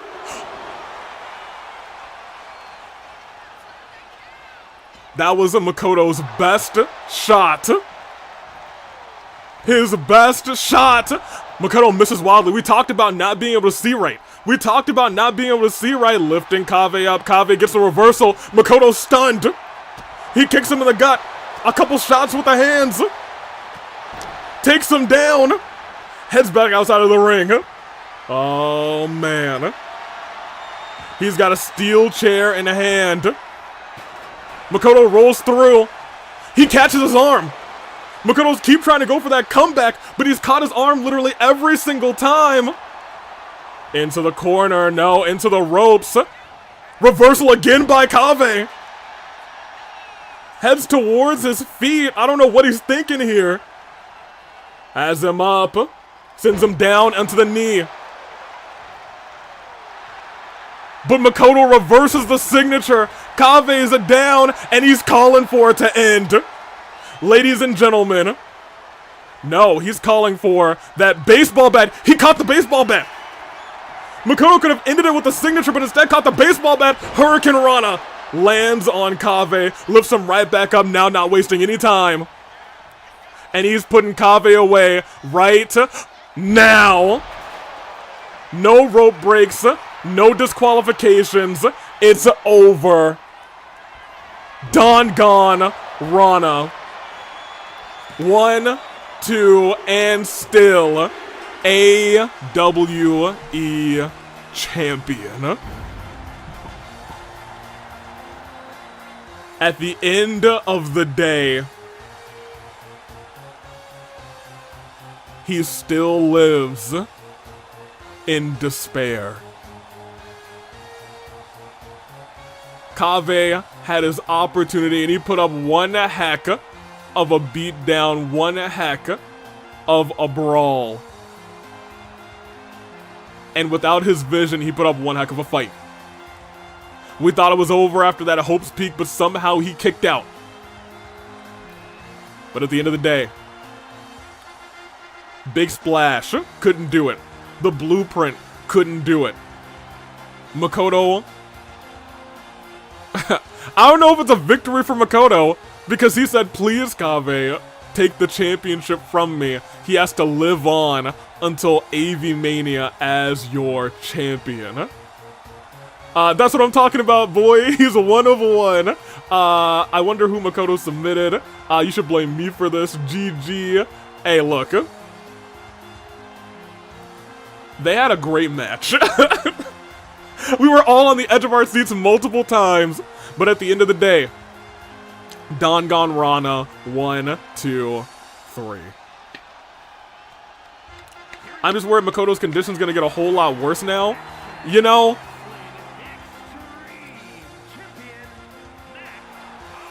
Yeah, I think that might be the case. But you know what? Dang, he used to still twerk with this championship. He's not even twerking anymore.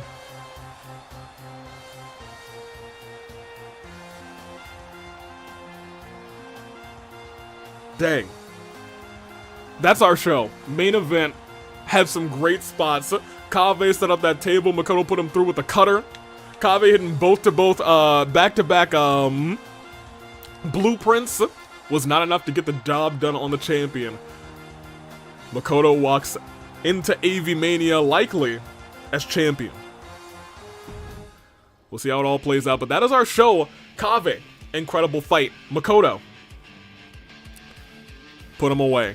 Queen earns an AWE Fight Forever Championship opportunity before Avi-Mania, so keep it going. Shin earns his way into the ladder match for the second time ever since the first Avi-Mania. He's looking to do it right this time. The Flame Tribe, their IQ, yeah, you know, it's pretty high. They got some high IQ out here.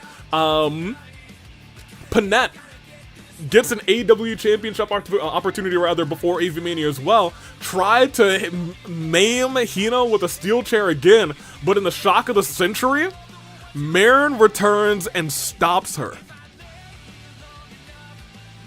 None of us were quite ready for that, but here, that's what it was. These two look to weaken Ito, likely targeting his vision, but instead, Ito forces them out of the ring, wins this thing by countout, and last but not, well, not actually last but not least, Nemona had the comeback of a lifetime. This might be her, it's a match of the year contender potentially, but it's definitely one of her best matches of all time. Nemona makes it to the Avi-Mania ladder match, and lastly,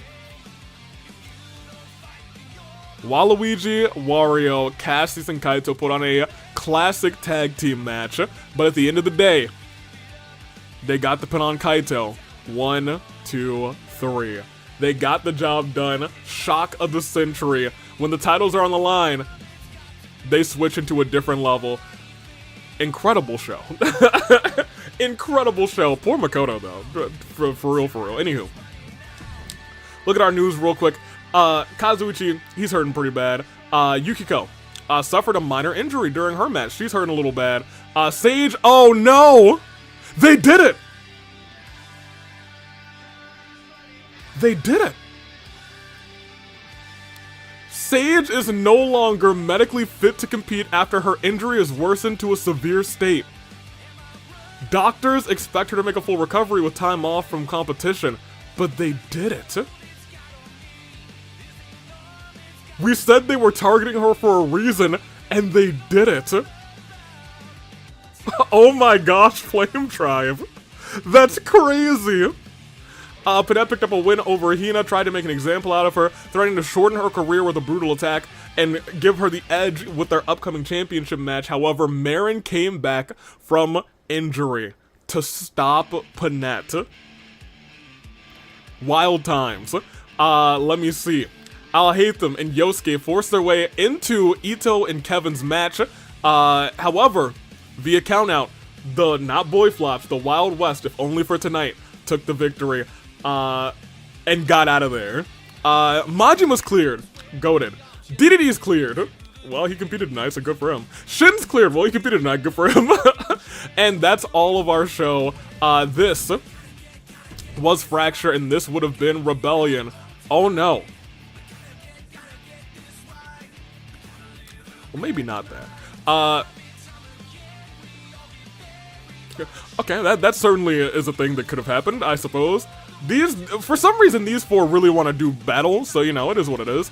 Akechi versus Hina, that is a champion versus champion match, I suppose. And well, I'm not sure how well Panette and Marin are getting along is the real question. That, however, is our show. We'll look at our power rankings real quick. I think they may have changed recently. Cassius on top, Uncle Iroh, Lloyd, no, disgusting. I actually don't think we've seen much change at all here. I think we'd have to go into a whole new week to do that, so it's going to take a little bit. Sage being unable to compete is the craziest part. Kaveh at 15, good on him, he's in the top 15. Yosuke, Kawakami, Tartaros, Fuihiko, and Gin, all in your top 20. What a show.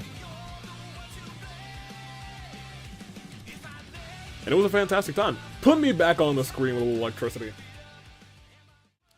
I'm taking off. Until next time, this was a fantastic edition of AWE Fracture. Until Rebellion this Sunday. Where is Gregory to team with Glamrock? Who knows, maybe one of these days. Repaired versus unofficial Resident Evil really wants to happen. Makoto, I know you want to lose that title ASAP, but yeesh. Yeah, maybe not to Amon, my dude. Maybe don't do that. He's just walking around like, please beat me. Can you imagine if Makoto wins that title, retains it at Avi-Mania?